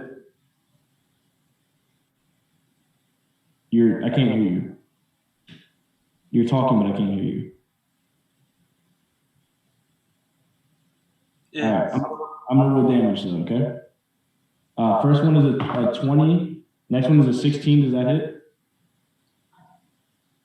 16. Does that hit, Zeldris? God. And 18. Does that hit? All right, there we go. All right, weird. Why can't we hear this, man? I have no idea. You take 4 points of fire damage. All right, awesome. That's then Ski Bop, you're up. Ski Populous. I'm just gonna say exactly what he's doing. So he's going to use Distant Whispers at first level. Here, real quick, John, mute and unmute.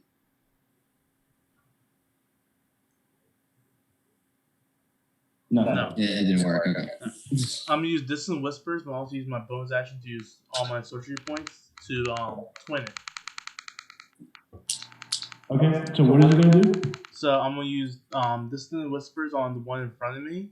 Yeah. And I'm gonna use the one that's behind Zeldris. Okay, so split it. Okay, is it intelligence saving throw?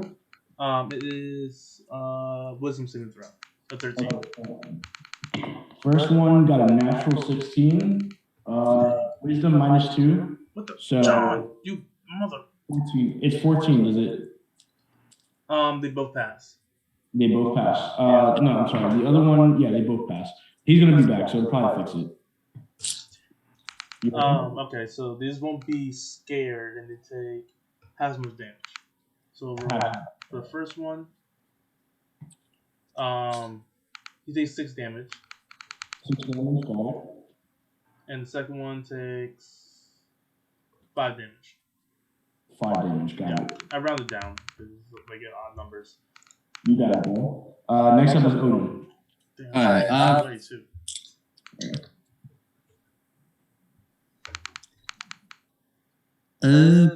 Okay. You guys will switched up, but that's okay. Going to the battle map. Okay, there we go. I'm gonna hit the one in front of me right now with Manticore's Wrath. Go for it.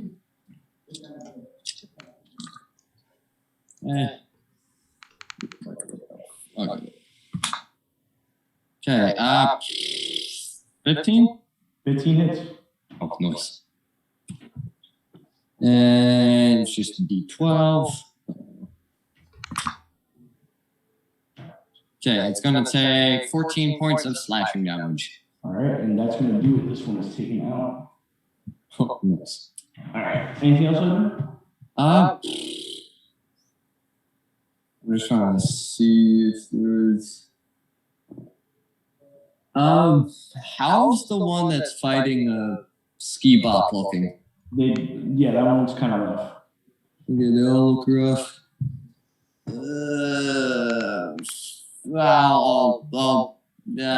I'm gonna just move like closer to the one fighting Ski Bop, try to draw the attention away from Ski. You got it. As you move away, you're gonna take a dagger attack. It's gonna miss for attack. That's you, Odin, and Lucio. All right. The one that's in front of me, is he the one that threw the vial? This one. Ah, all right. I'm gonna bite that one by the leg and throw. Can I like try to toss him at the other one? Make an attack. Make an attack roll. Imagine a really big dog. Just. I can see that. All right. Fucking hell. 23. Hits. 18 plus 5. That hits. Yeah. Should I roll damage for that, or am I throwing him? Do you want to do damage or no? I'll do damage because I want to kill that asshole if I'm not able to kill the other one. Alright. That is 8 points of piercing damage. 8 points of damage, that's going to take Yep. it. And you take his carcass and kind of throw it at this one, and it hits him, but he kind of like ducks out of the way. And I just want to face him and just like get ready. You want to move in attack range? Sure. John's computer turned off. Damn. Yeah. It is now John's turn. I'm assuming he would just go to hit it. Like, Yeah, I'm just gonna do a regular mace attack for him. He's gonna go ahead and make a mace attack on the one in front of him. Natural 18, which most likely hits. Mace is a D8, plus he's got a +1. That's because John kisses the dice. He got a 2. What's his strength? +4, right? So 6, and then +1, 7 points of damage on it. That's not bad. Not bad at all. It's still up, but not bad, not bad. That'll be his turn. Skip up, go ahead. Or I'm sorry, it's their turn. These 3 are gonzo. Fuck. No, I'm about to go to the actual technical difficulties. Sorry, guys. This one in front is going to go ahead and he is going to. He's going to use Scorching Ray again, but he's going to use it on someone. He's going to use it on Skip Up. Shield. Misses on the first one. Misses on the second one. Oh, hits on the first. Hits on the last one. Beautiful. What do you roll? What do you roll? He gets. The last one was an 18 plus 4. Yeah, that hits. That is 7 points of fire damage when Skip Up gets back, or when Zeldris gets back. So wait, how much did I take? No, it was for Zeldris. Oh. 7 points of fire damage. And then Yeah, the one behind Zeldris is also going to make an attack with advantage. Thank God, we got a natural 1. 18 plus 4. So I think that hits as well for 22. Yeah, that's going to hit him. All right, word. And he takes, it's going to be with a dagger. This is things like 19 right now. Yeah, 1 plus 2, 3 points of piercing damage to him. Gotcha, I'm doing it right now. 7, 3, so 10. Okay. 10 total, yep. That's their turn. Skip Up, you're up. Damn, poor Zeldris. This man needs healing. Or John in general, like he can't even be here. That's true.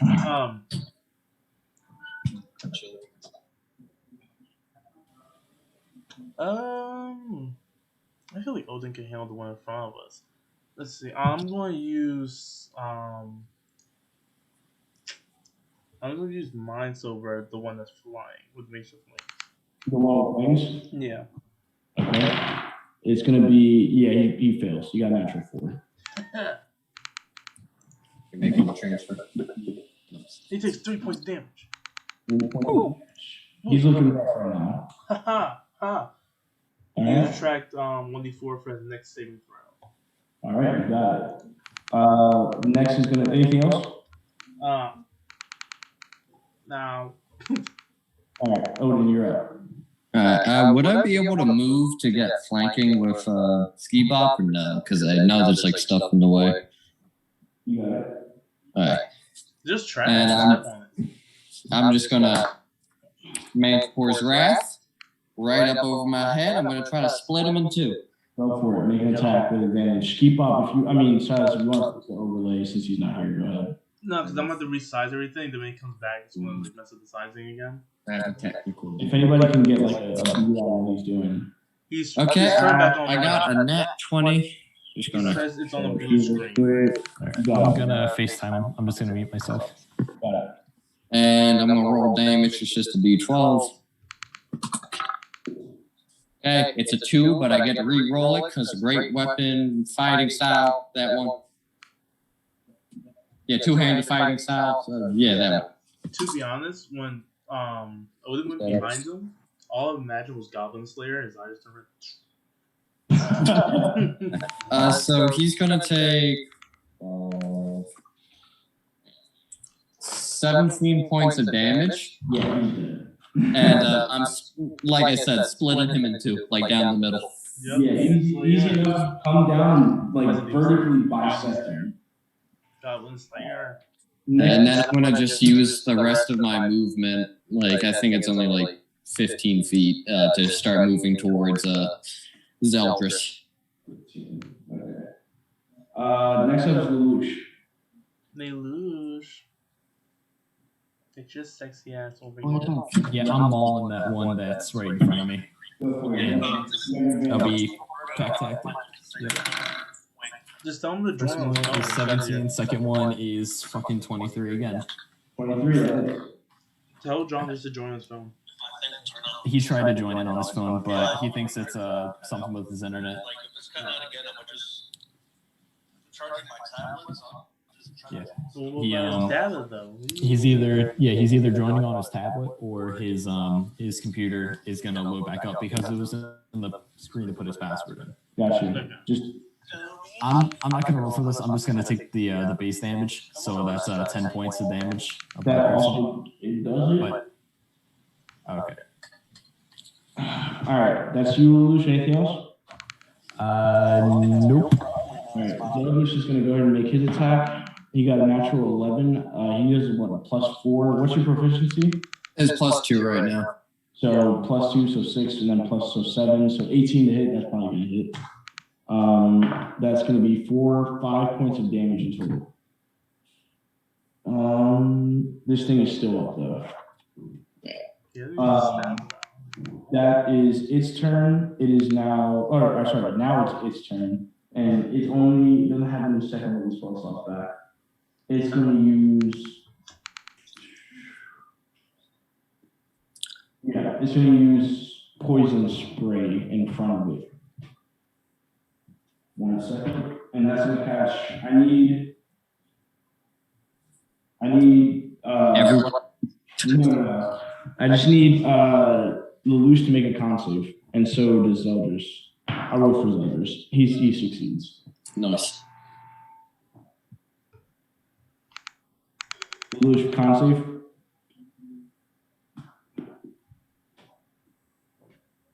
All right, his computer's working now. He's just getting everything set up. Got it. Need a con save from you though.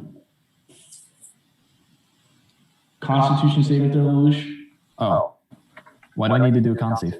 Because poison spray. Oh, shit. Don't ask why. I said do it. Just do. Would it be my regular Constitution save or the Direwolf's? Direwolf. Okay. 20. 20. So you both take no damage.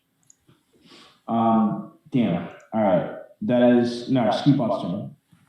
I've been switching through the Druid dice, the pink die, and the clear die.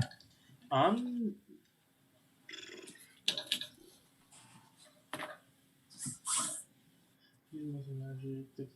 gonna use Frostbite from his range. Frostbite. Con save? Yeah, con save 13. No. Got a natural 9 minus or +2, so 11. Nope. Boys. All right. Ooh, how much damage? 6.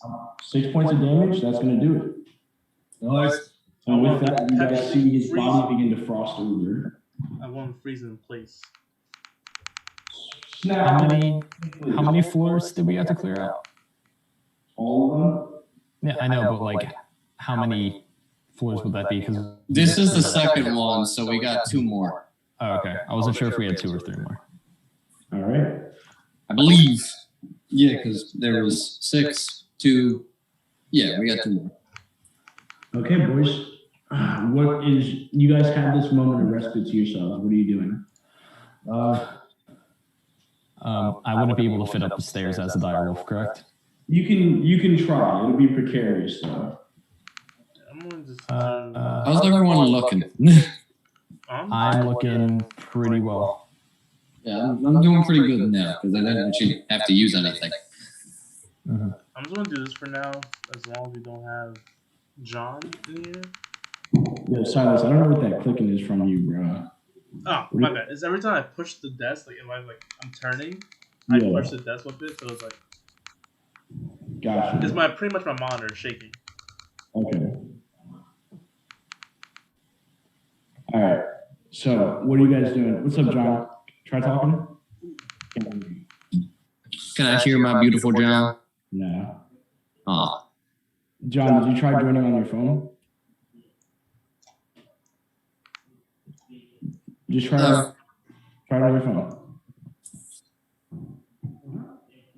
And if we can hear you, you can just leave off your computer. Yeah. You guys just finished the fight, by the way. And you took 10 points of damage. You took a little. Yeah, you got hit pretty bad. Yeah, you took 10 points of damage, so make sure to put that onto your character. You don't need audio to see what he said for that one. Already did it. So, what are you guys doing? I'm gonna give my healing potion to John. Okay. And it's just a normal healing potion. So it's 2d4 plus 2. Yeah, so he's going to drink that, I'm assuming. Roll it, Sean. Yeah, go ahead and roll John, right now, just if you want to do anything, I guess, just like type it in the chat for Zoom so we can like, I don't know. Go ahead, roll 2d4. You want me to roll it or John? I'm assuming John. You can roll it. No, I got you. 3, 4, so 9 hit points. There you go. You get 9 hit points, Elders. But you guys have this time if you guys want to investigate the room for free. I would love to. Yeah, sure. I want to check out the guy with the wings. Okay. Go ahead and make investigation checks. Whoa. 12 also. Okay, 12. We're twinning a lot today, Silas. I didn't say 12. I said whoa. What are you talking about, homie? Oh. 21. 21, okay. Yeah. So, Luce, what do you get? Oh, for investigation? If you'd like to. I'm a dog, so like I can't really do shit. It's up to you. You can sniff. Try saying something, Elders. Hold up, he's connecting to the audio now. Gotcha. Yes, you can hear it. There we go. You guys can hear me? Yeah. Finally! Jeez Louise! Jeez Louise, you're so funny. Of course my audio messes up. I'm gonna try to reset my computer again. You got it. Elders, what do we all get for investigation? So 21, Skeep Up, that's what you got?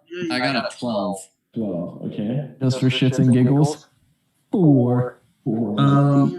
19 plus 6. You too. So 25? Yes. As you guys are looking around, you guys find a bunch of shit. You guys find a bag. It's not a bag. It's more like a pouch. Yeah, it's like a pouch with some type of dust inside. You're not 100% sure. And then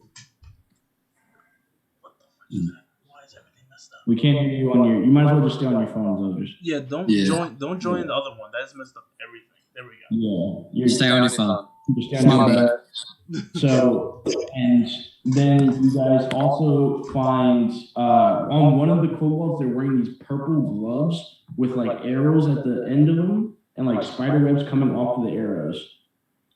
Can I see those gloves? I can't even know, bro. And you also find one healing potion. Can I take the healing potion? No. Can I check out the gloves? You check out the gloves. What are you trying to do? I'm gonna put them on. You gonna put them on? Yeah. Okay. They look really good and they fit on pretty snug. These you can try to make an arcana check to see what they do. Let's make an arcana check. Unless somebody casts identify on it. I would, but I don't have the materials. Dice. Odin is going to look at it very hard. I chose dice. That's 15. 13 plus 2. 13 plus 2? Yes. Fifth time. These gloves are indeed magical. These are actually gloves of snaring. Huh. What does that? They snare. We'll find out more. Well, Silas will know. You should be able to find it on D&D Beyond. Of missile snaring? Yeah. Okay. This the range weapon attack hits when you're wearing them. You are going to reduce the damage by 1 time. And they do require attunement, so you'd have to attune to them. I can cancel magic missile. That's kind of cool. That's all we found.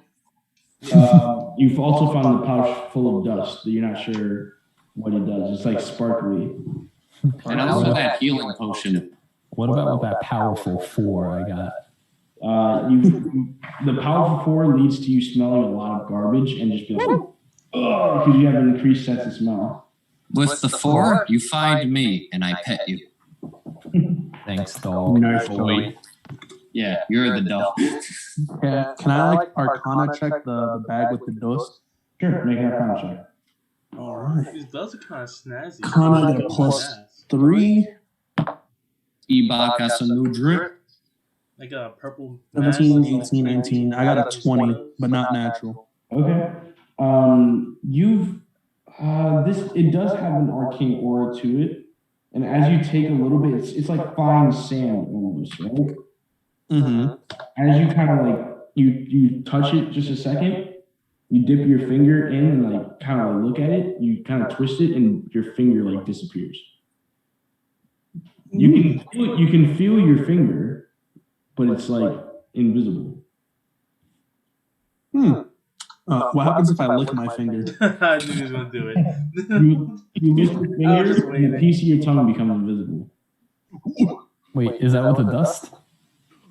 Oh, God. I got invisible dust. You can Just snorts it. Communism. you can put Boy, LeBron James just. Zeldris, you can put dust of disappearance in your inventory. That sounds fucking cool. We're gonna go on their stealth mission. Right? I mean, they're probably going to still hear my chainmail, but they're not going to know where. Nah, I passed out trays and that little salt bay. Yes. Okay. Fucking throw it onto someone's feet so they don't know where they're going. You guys have this time. What are you doing? You got. And How's everyone looking on hit points? Because I think for the most part we're not doing bad. So I think we can continue. That short rest kind of saved my fucking life.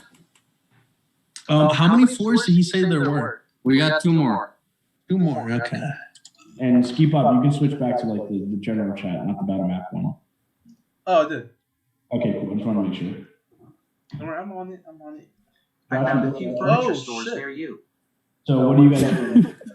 The box with Ultron. What are you guys doing? We heading up? Yeah, I'd say Yes. we didn't take too much damage. John, how's Zeldris looking on hit points? Well, I took 10 and I recovered 9. So, I actually took 10 points and type that in. Well, if you healed 9, you would have just I taken did 1 it point. for you already. So you only took 1 point of damage, basically. Yeah, so I'm at 18, but I could use like healing hands on myself, so I'll recover 30. 18. You're at 19. I did it for you. Oh, you guys did? don't listen. So you Keep should. So saying I with did it healing hand, for you're you. 22. At healing hand, you're at 22. All right. All right. So you guys begin to go up the stairs, I would imagine. Yeah. Yeah. Same formation or? Yeah. Yeah. I'm gonna be the dog all the way in the back. Try Make and a, switch through. make a dexterity check. My dexterity or dog's dexterity? I'm assuming it's the Whenever dog. you make checks in beast form, it's going to be with the beast dex, beast strength, but your intelligence, wisdom, and charisma, or the charisma of the beast. The only thing that stays with you are your intelligence and wisdom. Surprisingly, 16. It was 14 plus 2. Okay, so you managed to, uncomfortably squeeze your way up the stairs. It's like any sort of big dog trying to go upstairs. It just doesn't work. However, Odin, you begin cresting up into the 5th floor and begin looking around. Make a perception check. 12. 12. Odin, you peer around and this looks like a bedroom. Can I also make a stealth check real quick? Of course, make a stealth check if you like Do we all to. make stealth checks? I like stealth checks. Oh, yes. It's a 4, so it's... A 4. You feel stealthy, Odin. You begin Unseen. You begin looking around. You can see a glamorous bed, a wardrobe that's on the side. You can see multiple like bookcases. You can see a desk with like a very old parchment. You can see like cobwebs all over the room, and you see like a chest at the foot of the bed. I'm going to approach the chest. Okay. What's everybody else doing? Sneaking, being a dog, doing dog shit. Zeldris, you're right behind me. What are you doing? I want to go in the room. I'm gonna keep my distance. I don't trust it. Okay. So you stay like where? You stay like close near the room? Yeah. How, like what? 10 feet away? Yeah. 10 feet away. Skiba, what are you doing? I want to take out like a copper, one of my copper coins. Okay. And just in case that chest goes to bite Odin, I'm gonna use catapult, just like ready that. Okay. You're just gonna beam a fucking penny at it? Yeah. So you hold your action. Dylan, what are you doing? Or is you're just now making it into literally like this. It's like the dogs with socks. Or like the booties, how they're like. But you just crest into the room as Odin, go ahead, you start walking towards the chest. Yeah. Okay. And before I actually get to the chest, I'm just gonna make another perception check to make sure like nothing's like gonna pop out. Sure, make another perception check. Just being careful. Odin's getting 11. 11? Yeah, seems pretty safe to you, Odin. Yeah. Nothing seems to be moving around. And I'm gonna take my great axe. I'm gonna take a Manicor's Wrath. Okay. And I'm gonna poke the chest. Okay. As you you poke the chest, nothing seems to happen. Alright. I'm going. Sneezes. Is there a lock on the chest or anything? No, you don't see a lock. Alright. I'm going. Arcane lock. Just fuck you. You know what? I'm just gonna try to break the top of the chest open. Oh, you're gonna be Kratos. How he opens the chest. I'm just gonna go and hit it. Go for it. Make an attack. Okay, so 17. Hits. I'll roll for damage. It's just a And 11 points of damage. Chest is like, oh, why do you do that? it's like as you strike it, you see coming out of it a green ichor. As you see the mouth of the chest open, teeth, rows come out, a tongue, and go ahead, buddy. Why'd you do that? I'm just gonna yell. Well, I knew it! I have children, damn it. Dexterity check, right? Dexterity saving throw? Yeah, dexterity saving throw. That's going to be, it's going to fail. We're a natural 9 plus 1, so 10. It's just an awakened chest. It was a person. It wasn't a mimic. It takes 11. Damn, another 11 points of damage. Okay. And with that, roll initiative, go ahead, but we're not going to show the map for this one. It's not even. Is that what you're saying? What's up? Just a nat 20. Just a. Ooh, there you go, Sean. So Sean. Sorry, I didn't even roll. With initiative, it would be 21. 21. So 25 to 20. So Odin. Okay. And then 20 to 15. You get 17. 17. Loosh. All right. 15 to 10. 13. 13 for Jay. Zeldris. And then Ski Pop, I guess you would be up next. What'd you get? 9. 9. Okay. That's a pretty mighty number. All right.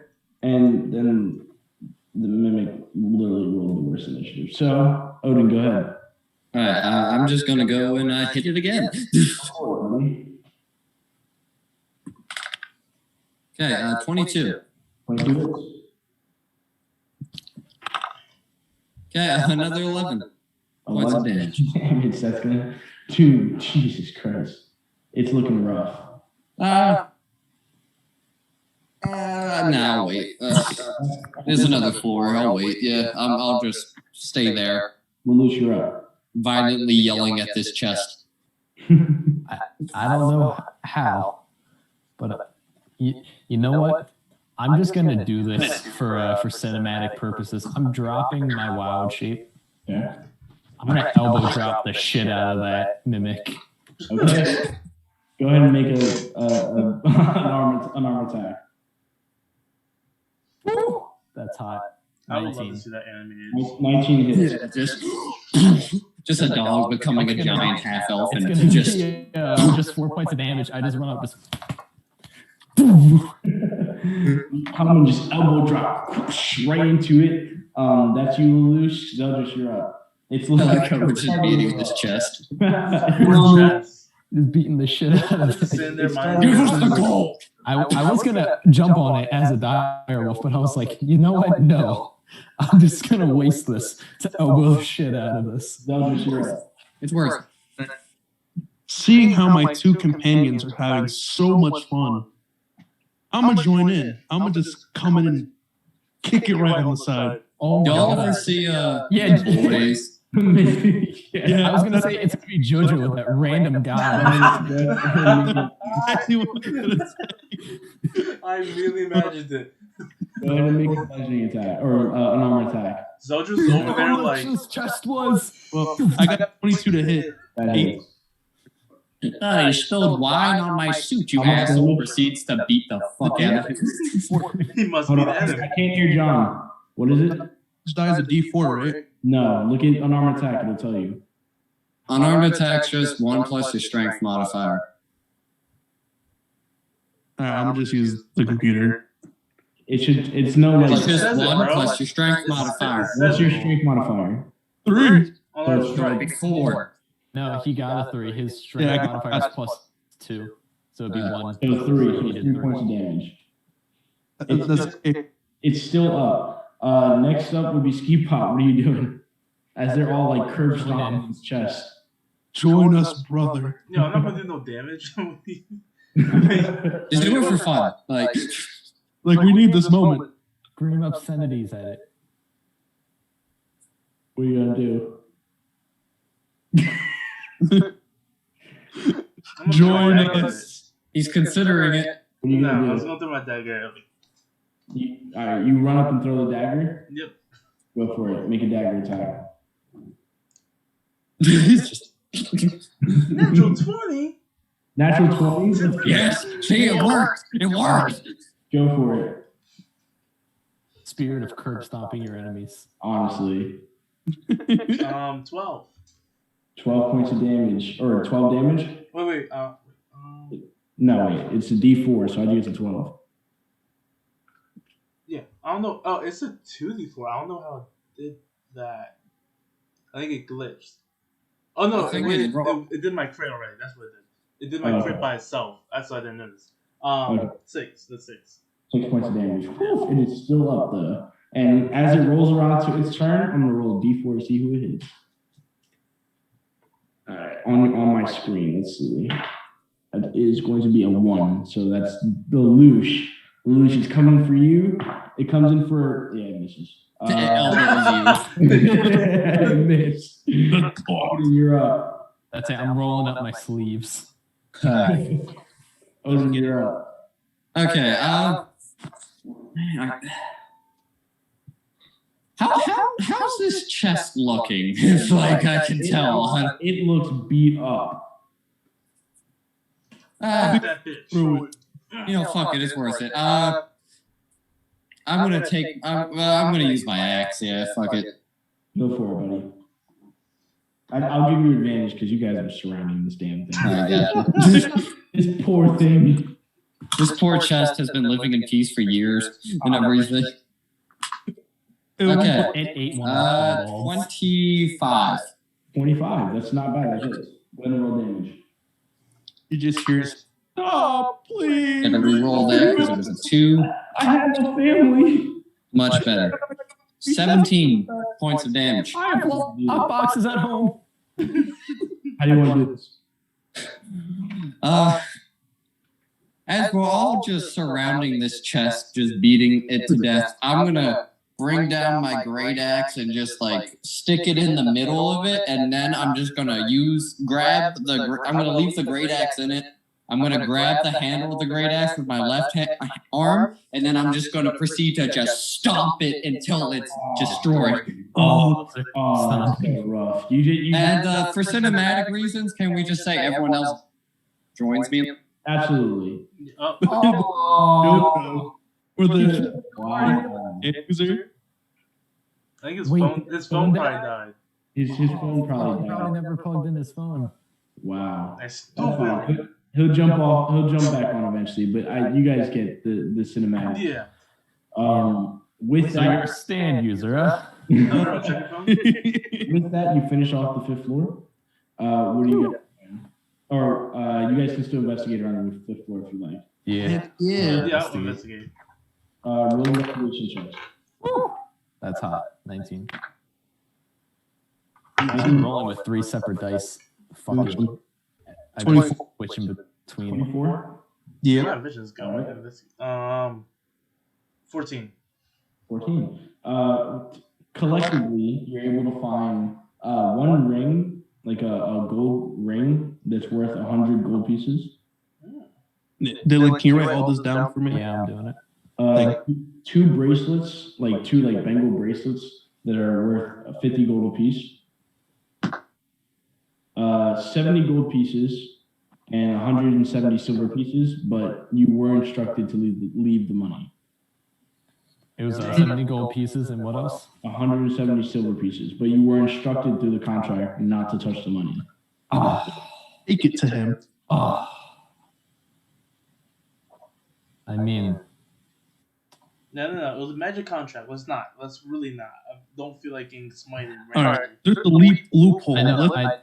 What I was going to say is I would not take any because morally I cannot. I have to abide by law. Big brain idea. I let the skeletons take the money and they go back in the back. It's a magical contract, soldiers. I'm not doing it though. The skeletons are. They didn't sign. Will get hurt. I'm just saying. Hello, Sean. I have returned. Sorry. If I get hurt because of you, My phone died, even though it was plugged in. All good.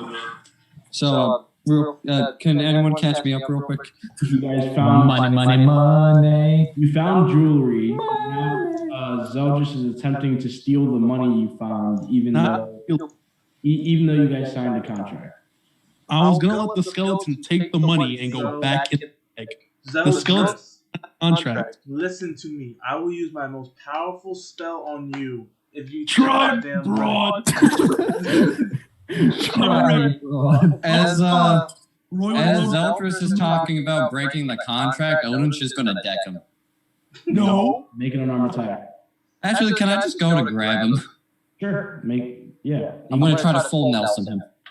No, I like not get full Nelson. Make a Get him grab. in the bag. Oh, what? Dexterity? Either you make an athletics. John, before you roll that, just Oof. That was just a That would be- turquoise die too. yeah, 24. John, make an athletics or an acrobatics. If it's Athletics.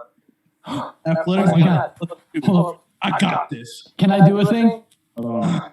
Can I distract him by using Druidcraft to make a instantaneous harmless sensory effect? I mean, sure. For cinematic. Smell of a skunk going into his nose, so he just All right. I give up. You guys would. All right. like the So spot. after you guys pull Nelson Zeldris and also make him smell a skunk, he finally gives in. I'm not healing anyone. You ever watch Benchwarmers? Okay, and It's like the beef stew. All right. Oh, you're not healing anyone? It's not like you ever do. Oh, really? Oh, then. Remember what healed you? Rusty. Wow. I was gonna point it It's a like fire this damage. man is carrying us. However, I did carry you earlier. If you guys, after curb stomping this damn thing, if you guys want to continue, feel free. I want to We kick got one more floor. Let's do it. Let's definitely finish the floor. Okay. So you guys head up. I assume the same marching order. Yes. No. Yeah. Just Lelouch. Oh, Zeldris in the back. Yep. Okay. Alright, I'll have the wolf behind me. I'm actually okay with that. Oh, I'm not the wolf anymore. I'll have the person who can become a wolf. Okay. Gavin, So can I stealth? you guys head up into the final floor. As you're cresting up into the tower, go ahead and make a perception check. Odin.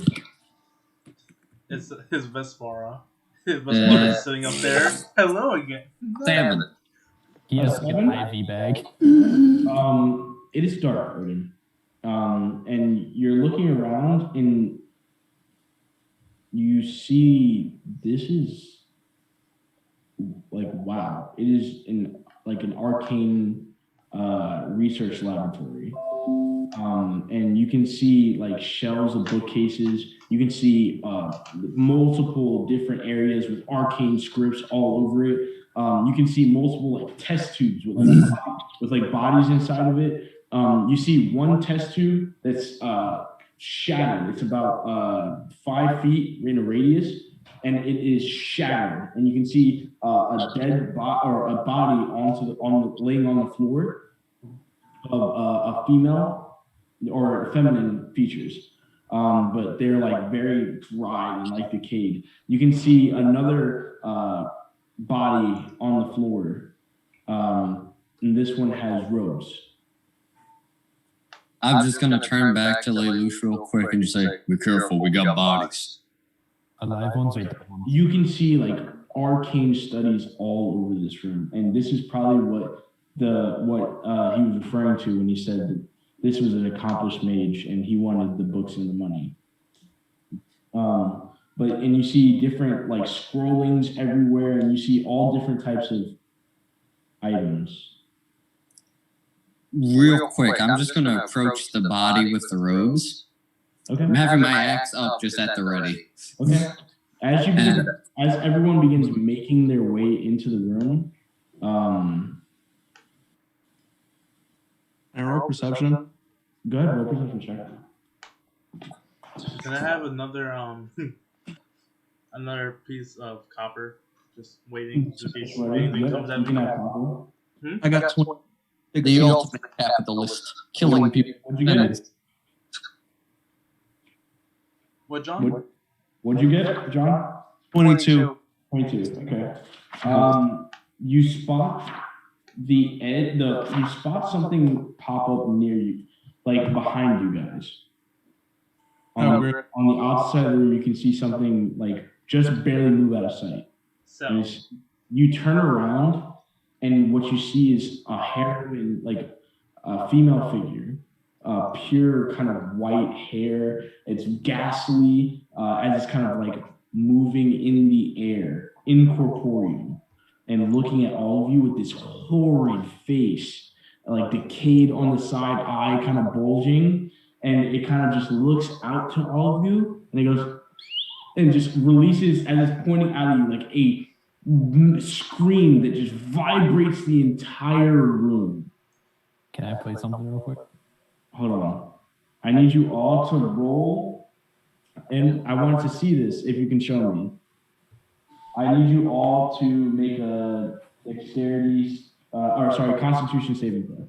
Oh, I'm better at that than dexterity. If you can show me, I'd highly appreciate what you get.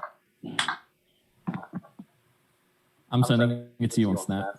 yeah, do the same then. I got a 16. It was 13 plus 3. Okay. See, I got 16 plus 4, so 20. What'd you get? I got a 17. I'm going to flip my camera. A 17? Yeah, I got a +2. And what'd you get, Silas? I got a 16 plus 4. I'm about to send it to you. Okay, damn, you all rolled really well. What we heard is this.